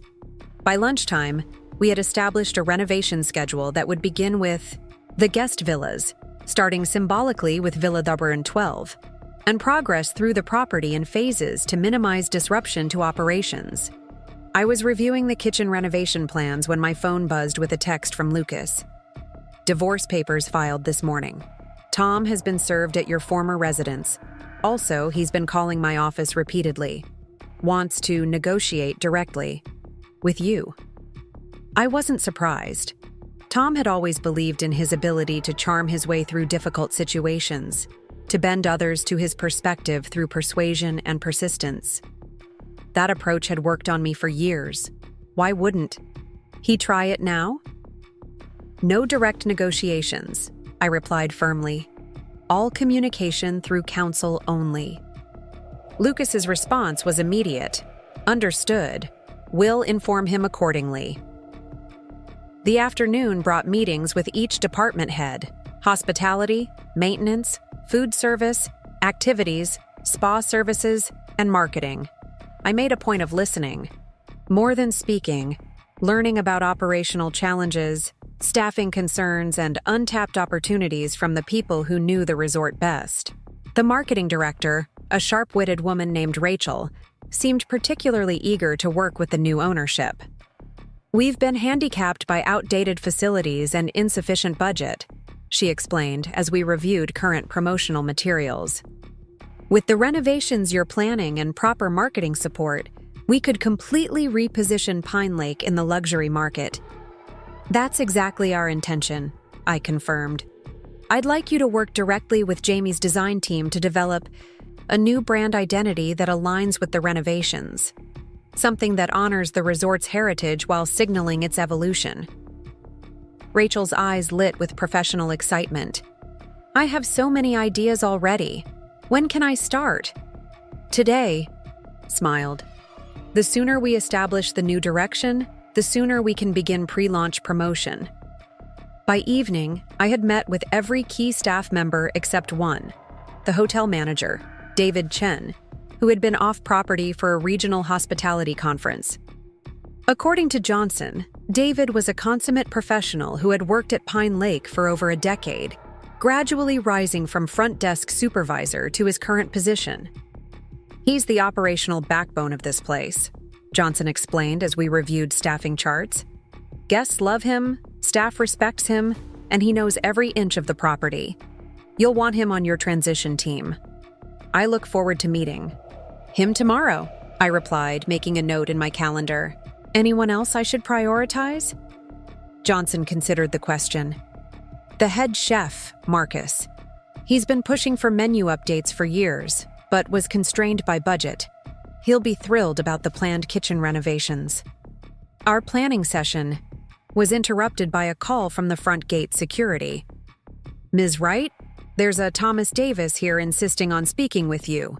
He doesn't have property access credentials, but he's becoming insistent. I exchanged glances with Johnson, who raised an eyebrow in silent question. I'll handle this, I assured him, then spoke into the phone. Please inform Mr. Davis that if he wishes to communicate with me, he needs to do so through our respective attorneys. If he continues to create a disturbance, please contact the local sheriff. Yes, ma'am, the security guard replied, sounding relieved to have clear direction. I ended the call, feeling Johnson's assessing gaze. Sorry about that, I said. Personal matters shouldn't intrude on business. Sometimes they're unavoidable, he replied diplomatically, especially in situations like this. 10 minutes later, my phone buzzed with a text from the unknown number Tom had used yesterday. Really, Emma? Security? The sheriff? I just want to talk. I showed the message to Johnson with a sigh. I should deal with this once and for all. Otherwise, he'll keep trying to make contact. Johnson nodded. Use my personal cabin if you want privacy. It's still set up as a meeting space until the renovations begin. Thank you. This won't take long. I texted Tom back. Meet me at Johnson's former cabin in 30 minutes. Security will escort you. One conversation, then all further communication. Through attorneys only. His reply was immediate. Thank you. See you soon. I spent the next half hour reviewing renovation budgets, deliberately focusing on business matters to prepare myself for the confrontation ahead. When security called to confirm Tom's arrival at the cabin, I took a deep breath, straightened my suit jacket, and walked the short path from the main lodge. Tom was waiting on the cabin's porch, looking simultaneously defiant and diminished in yesterday's rumpled suit. He'd clearly come directly from the city after being served with divorce papers, his normally perfect appearance showing signs of hasty travel and emotional distress. 5 minutes, I said by way of greeting, not inviting him inside. Say what you need to say. This is insane, Emma, he began, gesturing expansively at the resort property. Buying this place, firing me, divorce papers. It's completely disproportionate to what happened. What happened? I repeated flatly. You mean your months-long affair with Melanie? Your decision to cancel our anniversary trip so you could spend it with her? Your plans to transfer permanently to the resort team to be closer to her? That what happened? Tom had the grace to look momentarily ashamed before rallying. I made a mistake. A terrible mistake. But people recover from affairs all the time. They get counseling. They rebuild trust. They move forward together. Sometimes they do, I acknowledged. When both parties want that outcome, I don't. You can't throw away 15 years of marriage over one indiscretion. It wasn't one indiscretion, Tom. It was a pattern of deception that revealed fundamental problems in our relationship. Problems I wasn't fully aware of until I saw how easily you could lie to me day after day while planning a future that didn't include me. He ran a hand through his hair, frustration evident in every line of his body. So that's it? No chance for reconciliation? No opportunity to make amends? You've already decided our marriage is over? Yes, I said simply. The marriage ended the moment you decided to betray my trust. Everything since then has simply been formalizing that reality. And buying the resort? Firing me from my job? Was that necessary or just vindictive? I considered his question seriously. The resort was a sound business investment with significant growth potential. Your position was redundant in the new management structure. Both decisions make perfect sense independently of our personal situation. Bullshit, Tom snapped, anger finally breaking through his persuasive facade. You did this to punish me? To humiliate me professionally while destroying me personally?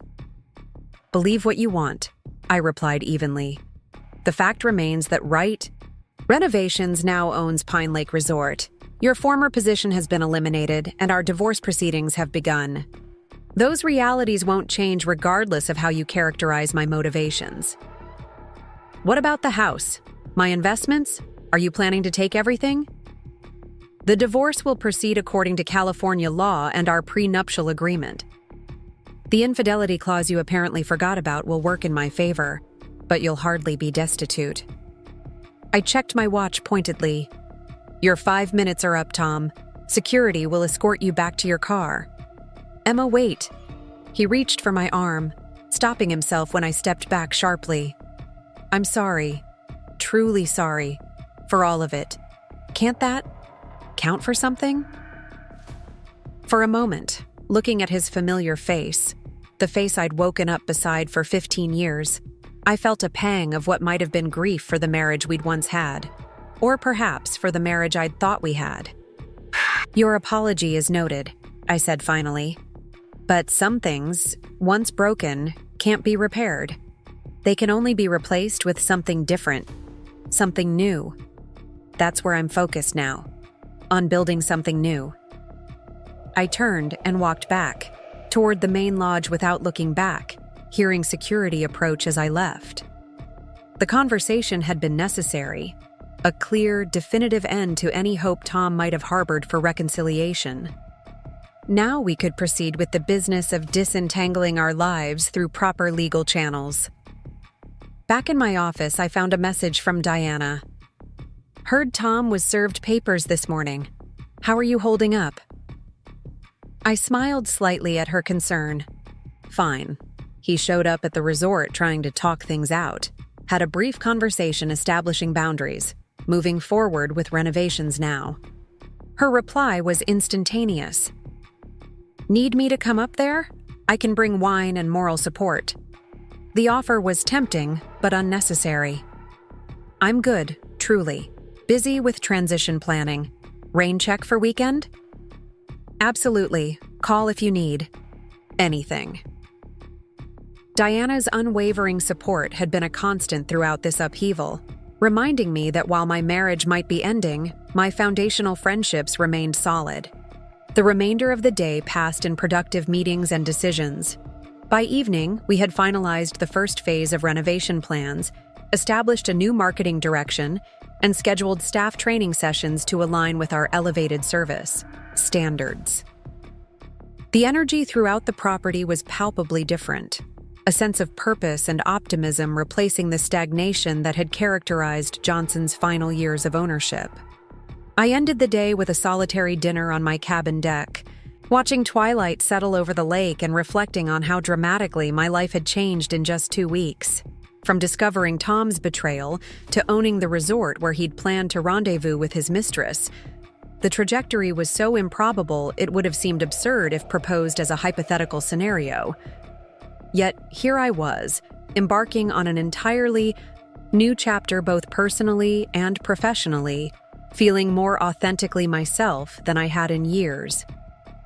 The next morning brought the arrival of David Chen, the hotel manager returning from his conference. He knocked on my office door precisely at 9, his demeanor professional but cautious. Ms. Wright? David Chen. I understand there have been some significant changes during my absence. I rose to shake his hand, immediately impressed by his composed presence. Quite significant. Thank you for coming to see me first thing. Please, have a seat. David settled across from me, his posture impeccable, his expression revealing nothing of his thoughts about the ownership transition. Mr. Johnson briefed me by phone, but I'd appreciate hearing directly from you about your vision for Pine Lake. For the next hour, we discussed the renovation plans, marketing repositioning, and operational adjustments that would transform the resort. David listened attentively, asking insightful questions and offering occasional observations based on his years of experience. The redesign addresses many issues we've struggled with, he acknowledged as I showed him Jamie's concept boards, especially the outdated bathrooms in the lakeside villas and the insufficient meeting facilities in the main lodge. What else should we prioritize? I asked, genuinely interested in his perspective. You know this property better than anyone. David considered the question thoughtfully. The staff accommodations need attention. We've lost good people to competitors offering better housing. And the dock area requires significant upgrades if we want to expand water activities. I made notes, appreciating his comprehensive view of the property's needs. Excellent points. Would you be willing to work directly with the design team on staff accommodations? Your insight would be invaluable. Of course, he agreed readily. I'd be happy to contribute.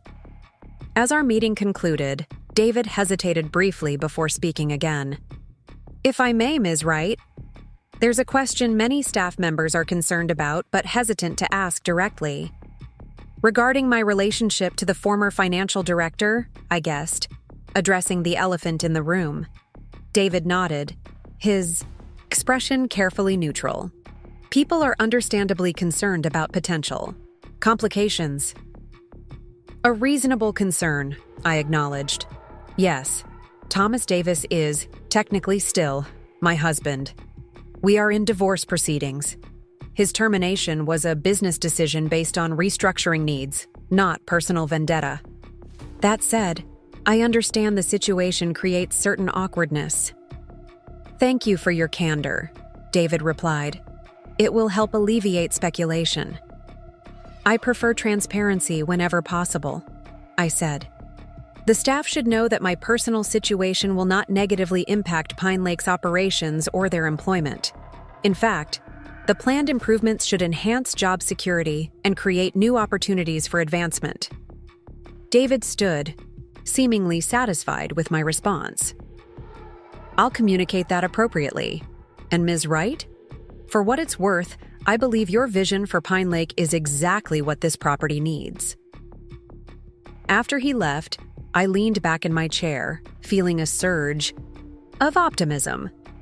Having the hotel manager's support would significantly smooth the transition process.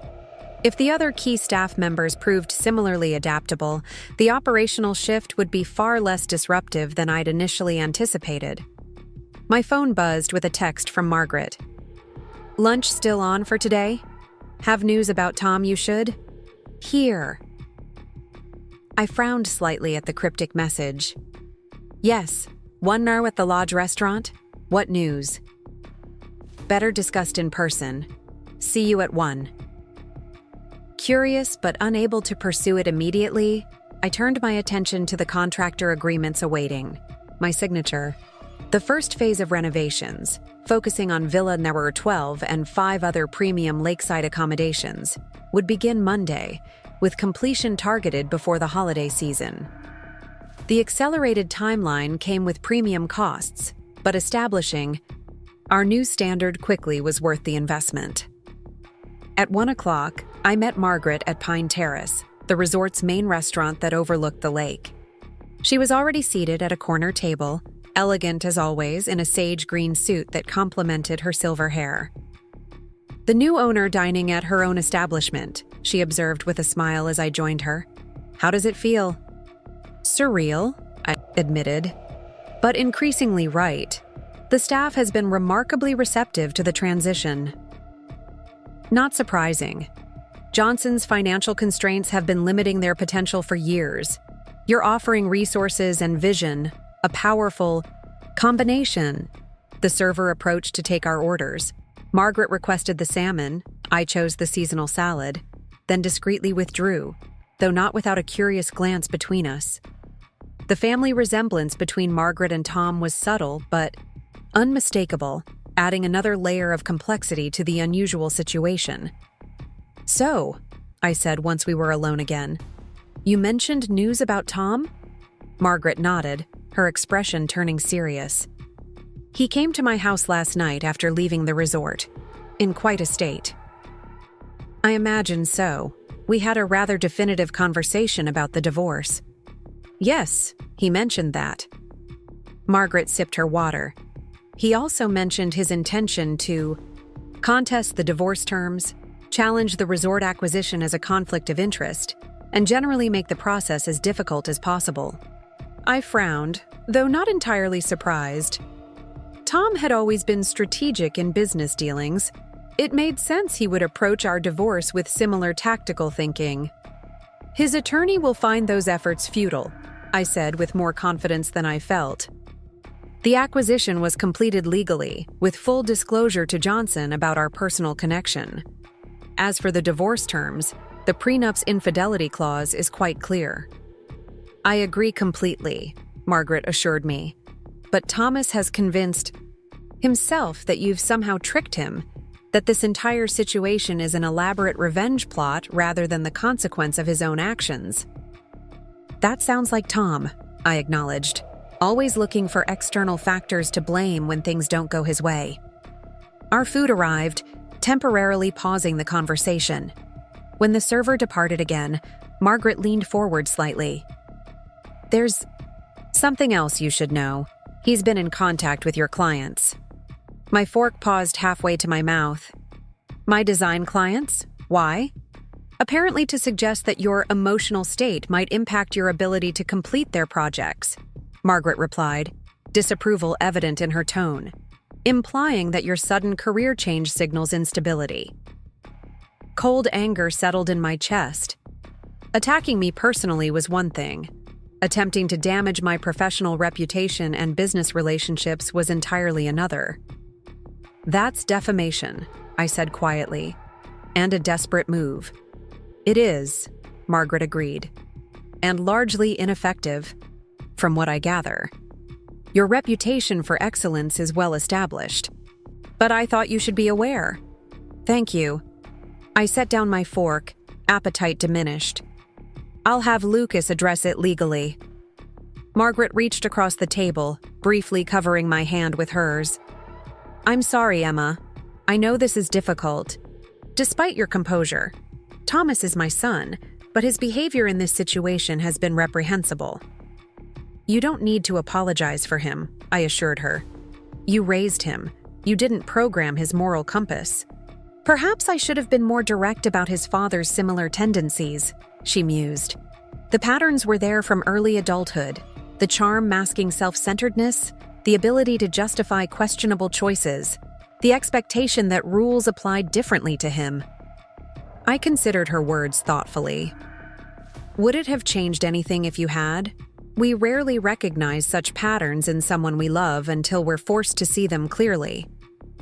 Perhaps not, Margaret acknowledged. But I'll always wonder if I could have spared you this pain by being more forthright. Let's focus on the present, I suggested, returning to my salad with determined practicality. I need to contact my clients directly, counteract whatever narratives Tom has been spinning. Absolutely.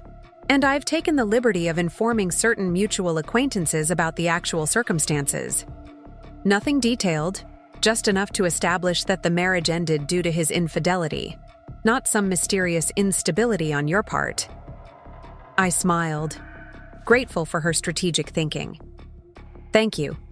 The social navigation is not my primary concern at the moment, but I appreciate your management of it nonetheless. Our lunch concluded with discussion of more pleasant topics, the renovation plans, Margaret's upcoming art gallery opening, mutual friends' summer travel plans. The normalcy of such conversation felt like a lifeline amid the turbulence of divorce proceedings and business transition. Back in my office, I immediately called Lucas to inform him about Tom's client contacts. That's actionable interference, Lucas confirmed after hearing the details. I'll send a cease and desist letter today. If he persists, we can pursue damages. Do it, I authorized, and add language about contacting my business associates or clients in any capacity. He needs to understand there are consequences for such behavior. Absolutely. On another note, I received the financial disclosure documents from his attorney this morning. Interesting reading. How so? There are several accounts not previously disclosed in our preliminary discussions. Offshore investments primarily. Not massive amounts, but notable enough to raise questions about incomplete disclosure. That was surprising. Tom had always been meticulous about financial management. It was literally his profession. Hiding assets during divorce proceedings seemed both risky and out of character. "What's your assessment?" I asked. "Either poor advice from his counsel or desperation," Lucas replied. "Either way, it strengthens our position. The judge will not look favorably on financial obfuscation. Keep me updated on any further developments," I requested, "and expedite that cease and desist letter. My business reputation is non-negotiable." After ending the call, I spent an hour personally contacting my most significant design clients, explaining the situation in professional terms and assuring them that their projects remained priorities despite my new business venture. Most expressed support and understanding. A few mentioned Tom's concerns, but seemed satisfied by my direct communication. The remainder of the day was consumed with renovation planning and operational decisions. By evening, the first phase transition was fully mapped out, with timelines, budgets, and responsibilities clearly delineated. We would begin physical work on Monday, transforming the premier villas into showcases of our new design direction. Friday morning brought a development I hadn't anticipated: Melanie Johnson requesting a meeting. She had returned to work, according to Johnson, and wished to speak with me directly. I agreed, scheduling her for 10 o'clock in my office. She arrived precisely on time, her professional demeanor firmly in place despite the obvious awkwardness of our situation. Gone was the confident young woman I'd glimpsed with Tom. In her place stood someone visibly uncomfortable but determined to face a difficult conversation. "Thank you for seeing me, Ms. Wright," she began formally. "I appreciate your willingness to meet given the circumstances." "Of course," I replied, gesturing for her to take a seat. "Your father speaks highly of your contributions to Pine Lake. Personal situations aside, this meeting is appropriate." Melanie sat rigidly, hands clasped in her lap. "I want to apologize for my involvement with your husband. I understood he was married, but he led me to believe the marriage was essentially over, a formality you both maintained for professional reasons." She swallowed. I realize now that wasn't true. I studied her, noting the genuine distress in her expression. How much had Tom deceived her as well? How many lies had he constructed to maintain his dual life? "Apology accepted," I said simply. "Your personal choices are your own. My concern now is purely professional. Whether you wish to continue your role here during this transition, and whether we can work together effectively despite the history." Relief flickered across her features. Clearly she'd expected a more confrontational approach. "I would like to stay, if that's possible. I've worked hard to establish myself in hospitality management, independent of my father's position. This role is important to me professionally." "Then let's discuss your current responsibilities and how they align with our new direction," I suggested, deliberately shifting the conversation to business matters. "Your father mentioned you've been developing ideas for enhanced guest experiences." For the next 45 minutes, we discussed Melanie's work at Pine Lake, her initiatives, observations, and professional goals. Separating the personal situation from her professional capabilities, it was clear she was indeed talented and committed to hospitality excellence. As our meeting concluded, she hesitated before standing. "May I ask a personal question?" I nodded, curious. "Did you buy the resort because of Tom's affair? To get back at him?" The directness of her question was refreshing after days of diplomatic conversations with staff who carefully avoided the elephant in the room. "No," I answered honestly. "I bought the resort because it was an excellent investment opportunity with significant untapped potential." Did discovering the affair prompt me to look more closely at Pine Lake's situation? Yes, but business decisions this substantial aren't made from emotional reactions. She nodded slowly. "That makes sense. And firing him? Was that business or personal? His position was redundant in our new management structure, I replied, which was true if incomplete. Right Renovations has its own financial team that will oversee resort operations during the transition. Melanie seemed to accept this explanation, standing to leave. At the door, she turned back briefly. For what it's worth, I ended things with Tom after learning the truth about your marriage. What he did wasn't right, to either of us. After she left, I sat quietly for several minutes, processing the unexpected conversation. Melanie had surprised me. With her professionalism, her direct approach to an awkward situation, and her apparent decision to end the relationship with Tom once she understood the full circumstances. People were rarely as simple as we wanted them to be. Not entirely villains, not entirely victims. In different circumstances, I might have appreciated Melanie's straightforward nature and professional dedication. Perhaps in time, we could establish a functional working relationship despite the complicated history. My reflections were interrupted by a call from the front gate security. Ms. Wright, Thomas Davis is at the gate again, insisting on speaking. With you. He's claiming it's about financial discrepancies he discovered before leaving that could impact resort operations. I sighed, recognizing the tactic, using business matters as pretext for personal contact. Please inform Mr. Davis that any concerns about resort finances should be communicated in writing to our accounting department. He does not have authorization to enter the property. Yes, ma'am, the guard replied. He's being insistent. If he refuses to leave, contact the sheriff, I instructed, feeling a twinge of regret that it had come to this. His access has been permanently revoked. 20 minutes later, my phone buzzed with a text from Tom's number. Financial records.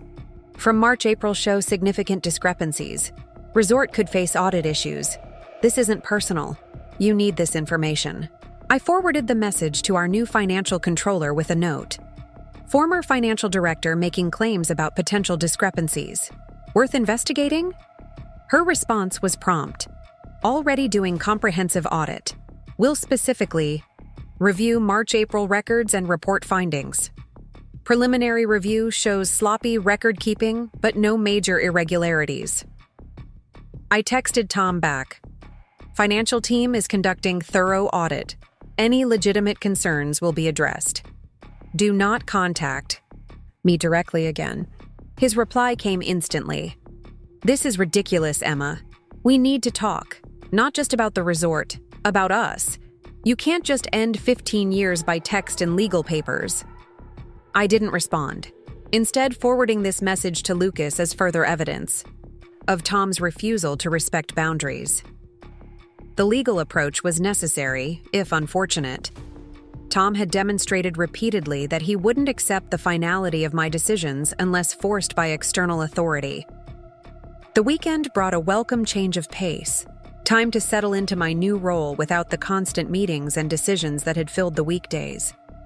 I spent Saturday morning walking the property with Jamie, identifying specific elements of the resort's original architecture worth preserving amidst the modernization. These stonework fireplaces are extraordinary, Jamie observed as we toured the main lodge. Craftsmanship you rarely see in modern construction. We'll design around them, make them focal points in the updated spaces. Exactly the approach I want throughout, I agreed. Honor what's authentic and valuable while eliminating what's merely dated or impractical. It was a philosophy that applied beyond the renovation, I realized. A principle for my life moving forward. Honor what remained valuable from my past while releasing what no longer served me. Preserve the strengths and wisdom I developed during my marriage while discarding the patterns of compromise that had diminished me. Sunday brought Diana, arriving in her Honda laden with overnight bags and champagne as promised. We spent the evening on my cabin deck, watching the sunset over the lake and talking about everything and nothing, renovation plans, her latest photography project, mutual friends, favorite movies. the comfortable rhythms of longtime friendship providing a sense of continuity amid so much change. "You seem different," Diana observed as we finished the champagne. "More. Yourself, somehow." "I feel different," I acknowledged. "More aligned with who I actually am, rather than who I thought I needed to be in my marriage." "You dimmed yourself for him," Diana said bluntly. "I noticed it happening gradually over the years, but whenever I hinted at it, you'd get defensive." "Because I didn't see it," I admitted. "I thought I was being supportive, adapting to partnership. I didn't recognize how many of my own ambitions and instincts I was subduing to maintain his comfort." Diana nodded. "The classic high-achieving woman's trap. We're taught that relationship success means making ourselves smaller, less threatening to male egos. Meanwhile, men are never expected to diminish themselves for their partner's comfort." "Not all men," I felt compelled to note, thinking of various couples we knew with healthier dynamics. "No, not all," Diana conceded, "but enough to make it a pattern. Enough that what you're doing now, claiming your full power, unapologetically pursuing your vision, feels revolutionary when it should simply be normal." Monday morning arrived with the tangible energy of new beginnings. Construction crews descended on Villa the Resur 12 and the 5 adjacent premium villas, beginning the transformation that would establish our new standard.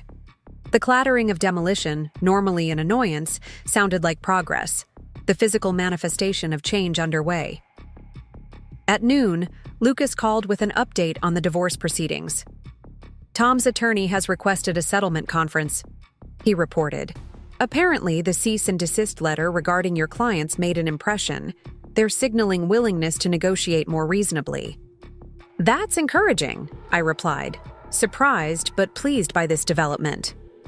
"What terms are they suggesting?" "Standard division of assets per the prenup, with adjustments for the infidelity clause. They're still contesting some aspects of the financial disclosure, but the tone is noticeably different from their initial position." "How soon can we meet?" "They've proposed next Monday. I've tentatively accepted, pending your availability." I checked my calendar, noting the construction milestones and staff training sessions scheduled throughout the week. "Monday works. The sooner we can resolve this, the better." "Agreed. I'll confirm and send you the details." After ending the call, I stood at my office window watching the construction activity below. Workers moved purposefully between the villas, carrying out materials from the initial demolition phase. The sight was deeply satisfying. Tangible progress, visible transformation. Exactly what I needed in both my professional and personal life. A knock at the door interrupted my thoughts. Johnson entered, looking pleased. "Just got confirmation. We've been approved for the Sustainability Certification Program," he announced. "The renovations you've planned meet all their criteria. Once completed, Pine Lake will be the first certified eco-luxury resort in the region." "That's excellent news," I replied, genuinely pleased. The certification would enhance our marketing position significantly, attracting the environmentally conscious luxury travelers we were targeting. "Let's make sure the PR team incorporates this into the rebranding materials." "Already on it," Johnson assured me. "Rachel's working with Jamie to highlight the sustainable elements in our promotional imagery." As Johnson left to continue coordination with the certification program, my phone buzzed with an email notification. The sender, Thomas Davis, made me pause before opening it. After his repeated attempts at direct contact, I'd instructed IT to flag all communications from him rather than blocking them completely, allowing me to assess each case individually. The subject line read simply, "Resolution. Professional enough to warrant reading. Emma."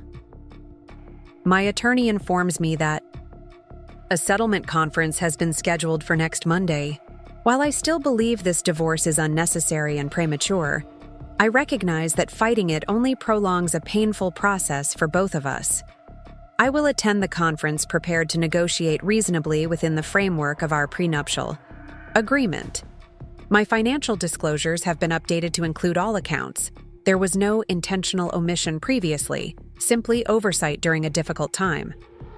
Regarding Pine Lake Resort, while I maintain that the acquisition process was ethically questionable given our marital status at the time, I acknowledge that it was legally executed. I will not pursue further challenge to your ownership. I hope we can conclude this matter with dignity and respect for the 15 years we shared. Tom. The email was surprisingly measured, professional even. Whether this represented genuine acceptance or strategic repositioning was unclear, but the change in tone was welcome regardless.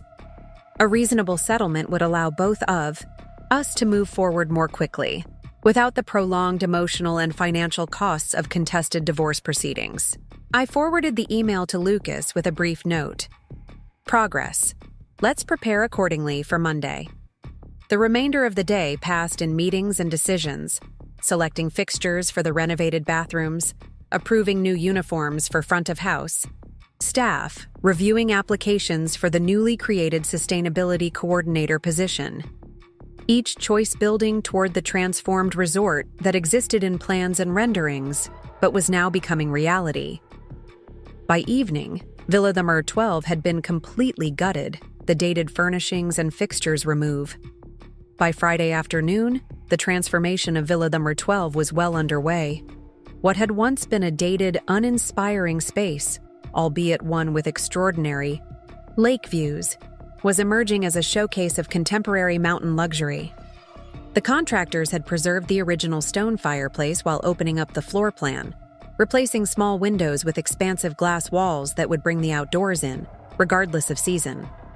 I walked through the half-finished space with Jamie, noting the precision with which her design concepts were being realized. The bedroom that had once felt cramped and ordinary would soon feature a freestanding soaking tub positioned to capture both mountain and lake views, with custom lighting that would make the space equally compelling after dark. It's coming along. Beautifully, I observed, mentally comparing the emerging reality with the space where Tom and Melanie had conducted their affair. There was something deeply satisfying about erasing that history, replacing it with something entirely new and undeniably better. We're ahead of schedule, Jamie confirmed, consulting her tablet. The custom furnishings arrive next week, and the specialty lighting is already on site. Barring unexpected complications, we'll have this unit completed within 18 days. Perfect timing for the photography team, I noted. We need promotional images before the holiday booking season begins. My phone buzzed with a text from Rachel, the marketing director. Magazine editor confirmed for feature story on transformation. Wants interview with you as new owner, visionary. Available Tuesday? I confirmed the appointment, pleased by the media interest already building around Pine Lake's renovation. The regional lifestyle magazine Rachel had contacted reached precisely the clientele we were targeting. Affluent professionals seeking luxury getaways within driving distance of major West Coast cities. As Jamie and I continued our inspection, David Chen appeared at the villa entrance, his expression suggesting urgent news. Ms. Wright, a moment of your time? I excused myself from Jamie and stepped outside, where David spoke in a lowered voice despite the construction noise providing ample sound cover. Thomas Davis is at the Lakeside restaurant, he informed me. He came as a dining guest, which security couldn't prevent since the restaurant is open to the public. He's requested a table with a view of the renovation work. I felt a flicker of irritation, but kept my expression neutral. How long has he been there? About 20 minutes. He's alone, ordered lunch and a bottle of wine. Should I have security monitor the situation? I considered the options briefly. Tom was being provocative, but not explicitly violating any boundaries. As David noted, the restaurant was public access. Creating a scene by having security intervene would only draw unwanted attention. No need for security, I decided. He's attempting to provoke a reaction. The best response is no response. Please inform the restaurant manager to treat him like any other guest. Professional service, nothing more or less. David nodded, clearly relieved by my measured approach. Understood. I'll communicate that immediately. Thank you for bringing this to my attention, I added. It's important I'm aware of his presence on property. After David departed, I rejoined Jamie to complete our inspection, deliberately focusing on the renovation details rather than Tom's presence nearby. His childish attempt to unsettle me by dining within view of Villa Dhari 12's transformation deserved no acknowledgement. We finished our walkthrough an hour later, by which time Tom had apparently left the restaurant without incident. The renovation continued uninterrupted, the workers unaware of the personal drama tangentially connected to their construction project. That evening, I met with Margaret for dinner at a nearby lakeside restaurant, neutral territory away from Pine Lake. She arrived looking elegant as always, though with a certain tension around her eyes that suggested unresolved concerns. Thomas contacted me again yesterday, she revealed after we'd ordered. He's still struggling to accept the finality of the situation. So I gathered from his impromptu lunch at the resort today, I replied, explaining his restaurant appearance. Childish, but harmless. Margaret shook her head slightly. He's always believed he could charm his way through difficult situations. The concept that some consequences can't be negotiated away is challenging for him. Has he accepted the settlement framework? I asked, focusing on practical matters rather than Tom's emotional adjustment. Ostensibly, yes. His attorney has assured mine that Monday's conference will be productive. She paused, studying me carefully. How are you, Emma? Truly. The question caught me somewhat off guard. In the whirlwind of resort acquisition, renovation planning, and divorce proceedings, I'd had little time for introspection about my emotional state. Busy, I answered automatically, then recognized the inadequacy of that response. And surprisingly okay. There's pain, certainly, disappointment, some anger, but also a sense of possibility that I hadn't expected to feel in the midst of divorce. Margaret nodded, understanding. The end of my marriage was similar, grief intertwined with surprising relief, as though I could finally breathe fully, after years of shallow breathing I hadn't even recognized. Exactly that, I agreed, grateful for her perception. Each decision I make now is solely mine, not calculated against someone else's preferences or limitations. It's both terrifying and exhilarating. And the resort? Is that decision meeting your expectations? Beyond them, I said with genuine enthusiasm. The property has extraordinary potential. The renovations are addressing long-standing issues. The staff is embracing the new direction, and advance bookings for the holiday season are already increasing based on the rebranding. Announcements. I'm not surprised, Margaret observed. You've always had an exceptional eye for potential, in spaces, in businesses, in people. She hesitated briefly. Thomas never fully appreciated that gift in you. He saw your success but missed the vision behind it. The observation stung slightly because it rang true. Tom had always been supportive of my design business in a general way, proud of having a successful wife, but he'd never truly engaged with the creative and strategic thinking that drove that success. He'd treated my work as somewhat decorative, pleasant but not substantive in the way he viewed his own financial career. Perhaps that was part of the problem, I acknowledged. We admired each other's achievements without truly understanding the thinking behind them. Our conversation shifted to more immediate concerns: the upcoming settlement conference, final renovation decisions, the holiday marketing campaign Rachel was developing.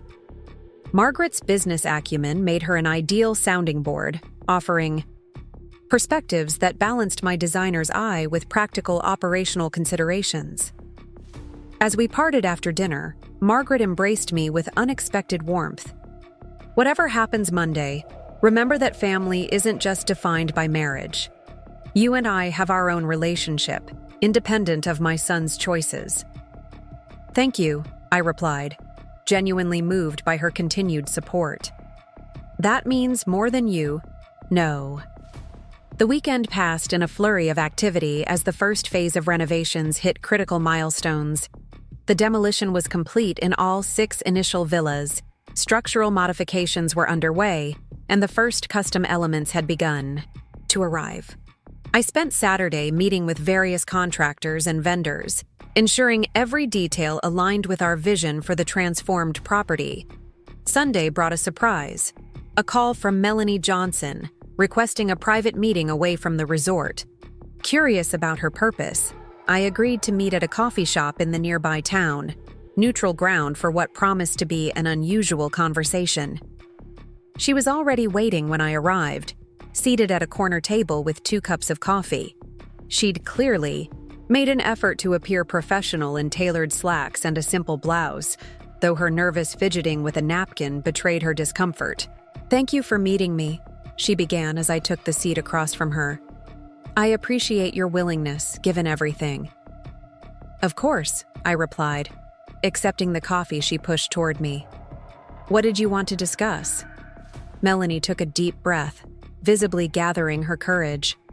"I've been offered a position at a resort in Colorado, assistant operations director, a significant step up from my current role." "Congratulations," I said, genuinely pleased for her despite our complicated history. "That's an excellent opportunity." "I wanted to speak with you before making my decision," she continued. "To be clear about why I'm considering leaving, it's not because I feel unwelcome at Pine Lake under your leadership. You've been remarkably professional despite having every reason to despise me." "I don't despise you, Melanie," I corrected gently. "You were involved with a married man who likely misrepresented his situation. That shows poor judgment, perhaps, but not malice." She nodded, looking relieved at my perspective. "Tom told me your marriage was essentially over, that you stayed together for professional convenience, while living separate lives. He said you were aware of and accepting of his outside relationships." Though I'd suspected as much, hearing the specific lies Tom had told to justify their affair was still jarring. The calculated deception, the complete reinvention of our marriage to suit his narrative. It revealed a side of Tom I'd never fully acknowledged during our 15 years together. "That was completely false," I said simply. "Our marriage had its challenges, as all do, but there was no agreement about outside relationships. I was committed to our partnership until I discovered his betrayal." Melanie looked down at her coffee.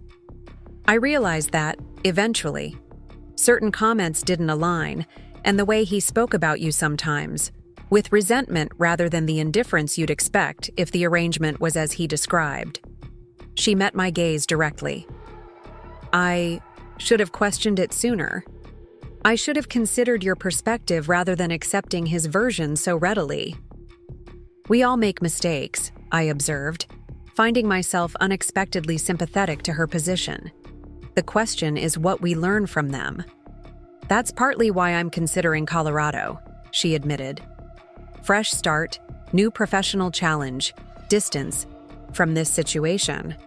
But I also don't want to run away if staying would be better for my career long term.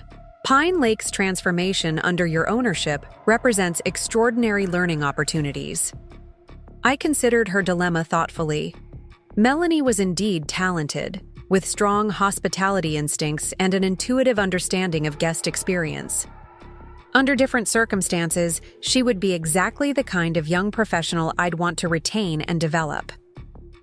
"The Colorado position sounds like a significant advancement," I noted.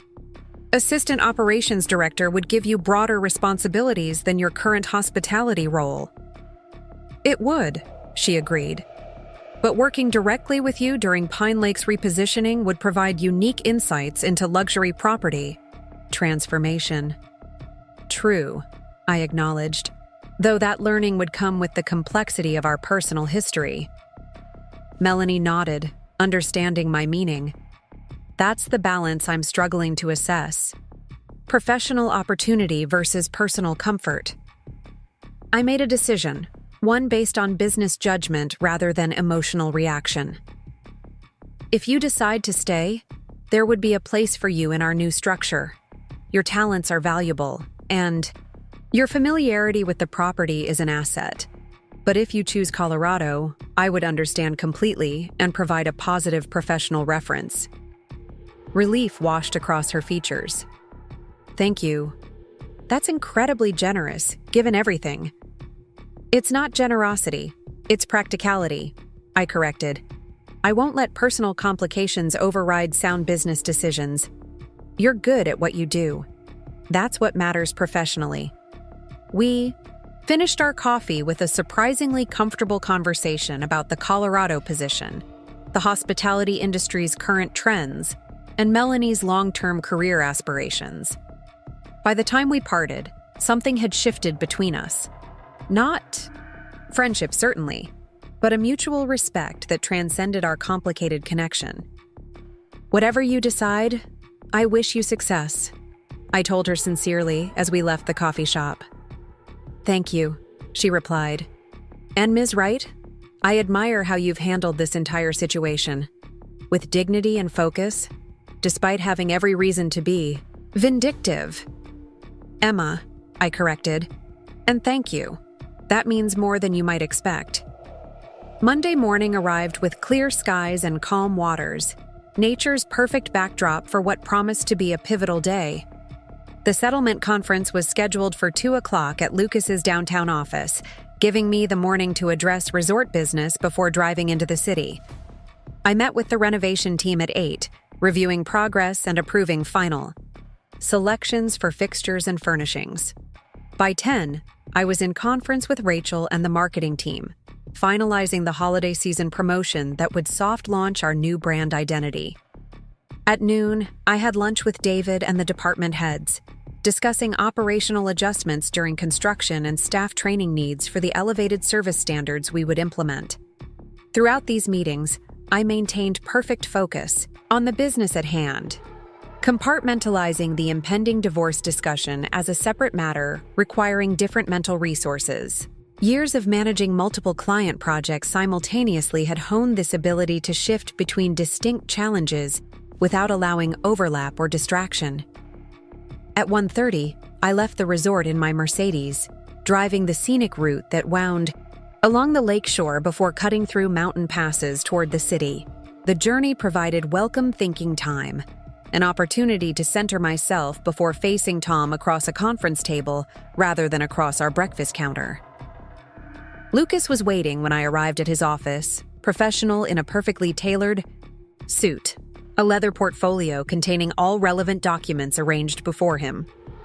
Everything is prepared, he assured me as we reviewed the settlement framework one final time. Based on the prenuptial agreement's infidelity clause and California's community property laws, our position is legally sound. If Thomas's counsel has advised him properly, this should proceed smoothly. And if not? I asked, mentally preparing for all possibilities. Then we're equally prepared for a contested approach, Lucas replied confidently. But given his recent communications, I anticipate reasonable cooperation. At precisely 2 o'clock, Tom arrived with his attorney, Harold Winston, a distinguished man in his 60s, known for handling high-net-worth divorces with minimal public drama. Their punctuality and Winston's reputation suggested a desire for efficiency rather than conflict, a promising sign. Initial greetings were cordial if restrained, all parties maintaining professional decorum despite the emotional undercurrents. Tom looked better than when I'd last seen him at the resort, properly groomed, his suit freshly pressed, his expression composed. Only the tightness around his eyes and the tension in his shoulders revealed the strain beneath his collected facade. Before we begin, Winston stated once we were all seated, my client wishes to acknowledge that his actions precipitated this situation. While he regrets the dissolution of the marriage, he understands the grounds for Mrs. Davis's petition and the applicability of the prenuptial agreement's infidelity clause. Lucas nodded appreciatively at this concession. We welcome that acknowledgement. Ms. Wright is similarly interested in an efficient, fair resolution that allows both parties to move forward with minimal additional stress. Ms. Wright? Winston queried, glancing between Tom and me. I've resumed using my maiden name professionally, I explained simply. The divorce filing reflects this change. Tom's jaw tightened almost imperceptibly at this small but significant declaration of independence, though he made no comment. For the next 2 hours, we methodically addressed each aspect of the settlement: division of financial assets, disposition of real property, allocation of investment portfolios, and separation of personal items. The prenuptial agreement provided clear guidance for most categories, with the infidelity clause adjusting the standard divisions in my favor. Throughout the discussions, Tom remained largely silent, allowing Winston to handle the negotiation while he occasionally nodded agreement or clarified specific points about certain assets. His restraint was unexpected, but welcome. The theatrical displays of wounded indignation I'd half anticipated would have only prolonged the process unnecessarily. The most substantial discussion centered on our San Francisco home, which we'd purchased together during the marriage using both separate and community funds. My client is prepared to buy out Ms. Wright's interest in the property at current market valuation, Winston proposed. He has secured preliminary mortgage approval for this purpose. Lucas glanced at me for confirmation. We had discussed this possibility in advance, considering various scenarios for the house that had once been the center of our shared life. That arrangement is acceptable, I confirmed, provided the valuation is conducted by an independent appraiser agreeable to both parties, with closing to occur within 60 days. Winston made a note. Reasonable terms. We'll provide 3 recommended appraisers for your consideration by the end of the week. As we neared completion, addressing final details about tax implications and timeline for execution, Tom finally spoke directly to me rather than through the attorneys. The art collection, he said, his voice carefully controlled. The pieces we acquired together. I know legally they fall under community property, but some have particular meaning to you. The Murakami print from our Tokyo trip, the local artist's landscapes from New Zealand, you should have those regardless of the division calculations. The unexpected consideration caught me off guard. These were indeed pieces I'd connected with deeply during our travels, works I'd selected while Tom had merely agreed with my choices. His remembering this detail, his willingness to prioritize my attachment over financial considerations, created a momentary glimpse of the man I'd married, thoughtful, attentive to what mattered to me. Thank you, I replied, genuinely appreciative. That's considerate. A flicker of something passed across his features. Regret, perhaps, or recognition of what had been lost through his own actions. I'd like to get some things right, even at the end. Lucas and Winston exchanged glances, both experienced enough to recognize when clients needed a moment of direct communication amidst legal proceedings. Perhaps we could take a brief recess, Winston suggested tactfully. 10 minutes to review our notes before finalizing the framework? Lucas agreed, and the attorneys stepped out, leaving Tom and me alone in the conference room. The first time we'd been truly private since our confrontation at Pine Lake. For a moment, neither of us spoke, the weight of 15 shared years and their impending legal conclusion filling the silence between us. You look well, Tom said finally. The resort seems to agree with you. It does, I acknowledged. The work is challenging but fulfilling. The renovations are impressive, he offered, surprising me with this tacit admission that he'd observed the construction during his restaurant visit. Villa 12 particularly, complete transformation. That was the intention, I replied, neither of us acknowledging the symbolic significance of beginning with the villa where he'd conducted his affair. Tom shifted in his chair, internal struggle visible in his expression. I keep trying to understand how we got here, how I didn't see what I was risking until it was already lost. I considered his words carefully, recognizing them as genuine reflection rather than manipulative self-pity. I think perhaps you saw our marriage as a foundation, solid, stable, unchanging, while your career, your other relationships, were the active, dynamic parts of your life. You took the foundation for granted. That's surprisingly accurate, he admitted. You were always there, always supportive, always understanding. I never imagined that could change, that you could simply walk away. I didn't walk away, I corrected gently. You created a path leading elsewhere, and I declined to follow. There's a difference. Tom nodded slowly. I understand that now. Too late, but I understand. We lapsed into silence again, the familiar stranger across from me both intimately, known and completely foreign. The man with whom I'd shared morning coffee and evening conversations for 15 years, whose body I knew as well as my own, whose professional triumphs I'd celebrated and personal doubts I'd soothed. Now a counterparty in legal proceedings, a connection being systematically dissolved through drafted agreements and transferred assets. For what it's worth, Tom said as we heard the attorneys returning, I am sorry. Not just for the affair, but for taking you for granted. For not seeing your brilliance as clearly as I should have. You deserved better. Yes, I agreed simply.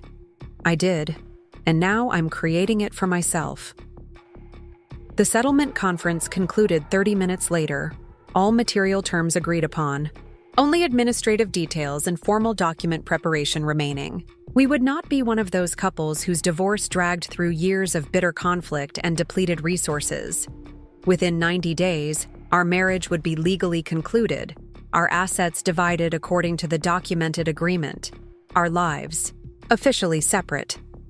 As we prepared to leave, Winston and Lucas stepping out first to discuss filing procedures, Tom hesitated at the conference room door. Will you be changing the resort's name? He asked unexpectedly. Yes, I confirmed.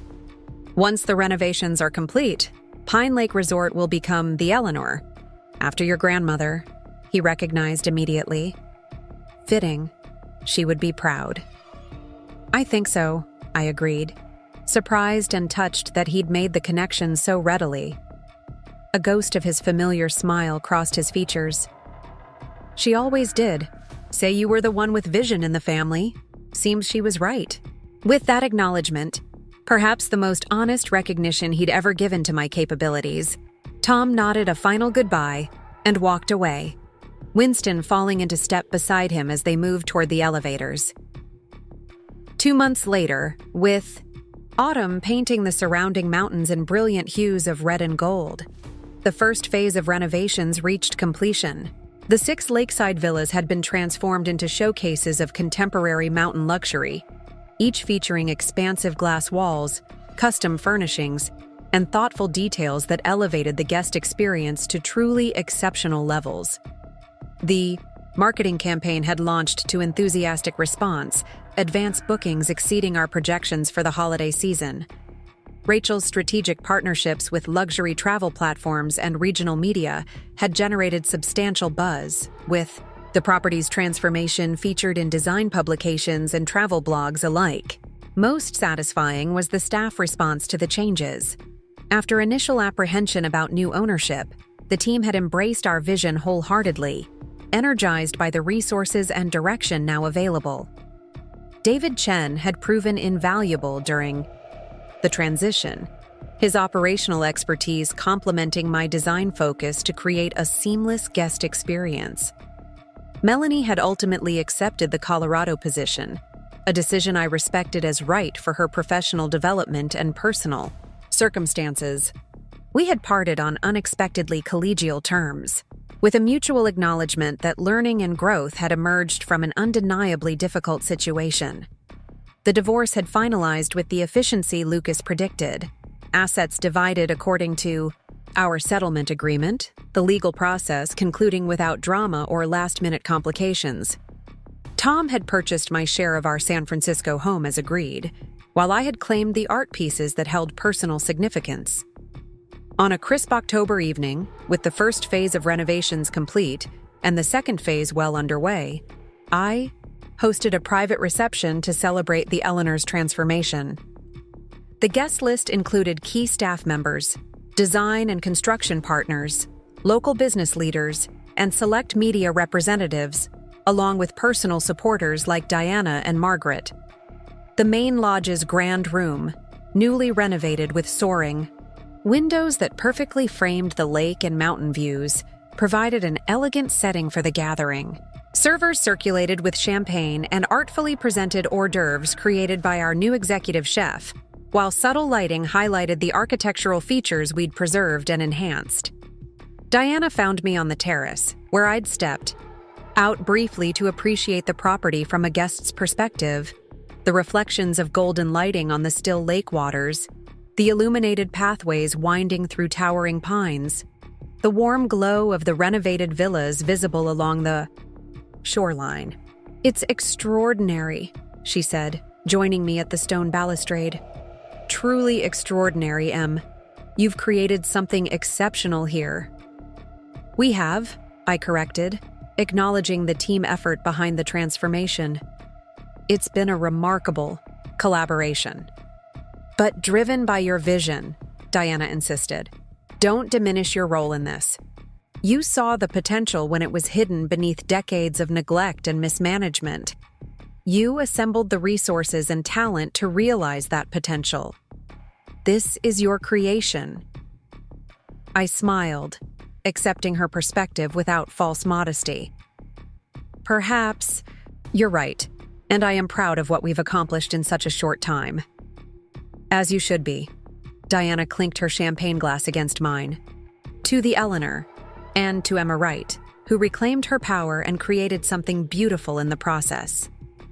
As the evening continued, I was approached by a journalist from the regional luxury lifestyle magazine that had featured our transformation. "Ms. Wright, I'm hoping for a brief follow-up to our earlier interview," she began. "Our readers have been fascinated by your story, purchasing and completely reimagining this iconic property. What would you say was the catalyst for such a bold move?"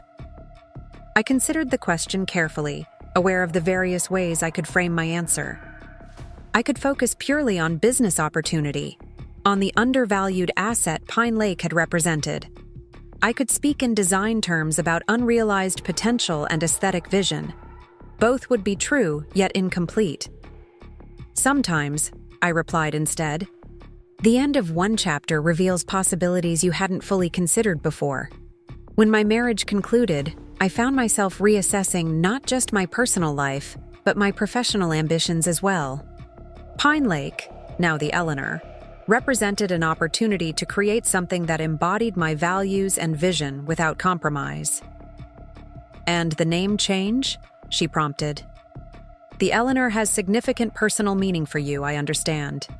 The resort is named after my grandmother, Eleanor Wright, a woman who built a successful property development company in an era when female entrepreneurs faced extraordinary obstacles. She taught me that setbacks can become platforms for growth if you approach them with clarity and purpose." Later, after the guests had departed and only the essential staff remained, I walked along the lakeshore path to Villa Thuriura 12, the first unit completely renovated, now a showcase of everything the Eleanor would become. Standing in the transformed space, with its seamless blend of luxury and natural beauty, I felt a sense of completion that transcended the physical renovation. This villa, once the site of betrayal and deception, had been completely reimagined. Its structure preserved, but its character entirely transformed. The symbolism wasn't lost on me. Like the villa, I had emerged from a painful dismantling, with my foundation intact, but my expression completely renewed. My phone buzzed with a text from Margaret. "Couldn't be prouder if you were my own daughter. The Eleanor is magnificent, and so are you."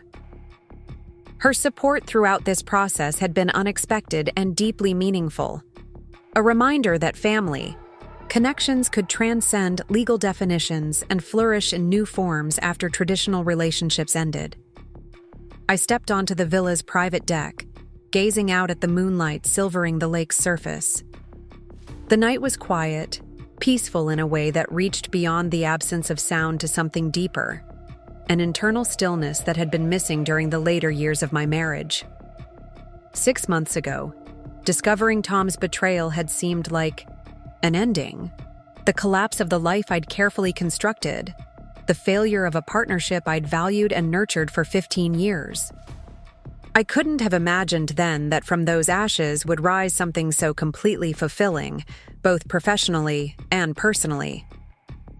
Tom had canceled our anniversary reservation at Pine Lake Resort, effectively excluding me from what had once been our special place. In doing so, he had inadvertently set in motion a transformation far beyond anything either of us could have anticipated. Where he had seen only a venue for his affair, I had recognized untapped potential in the property and in myself. The Eleanor now stood as testament to that recognition, a physical manifestation of reclaimed power and purposeful vision. And I stood within it, no longer defined by my marriage or its dissolution, but by the choices I'd made in response to unexpected circumstances. Tom had kicked me out of our vacation home, intending to claim it for his affair. Instead, I had purchased the entire resort, transforming both it and myself in the process. The symmetry was perfect, the justice poetic, the outcome far more satisfying than any simple revenge could have been.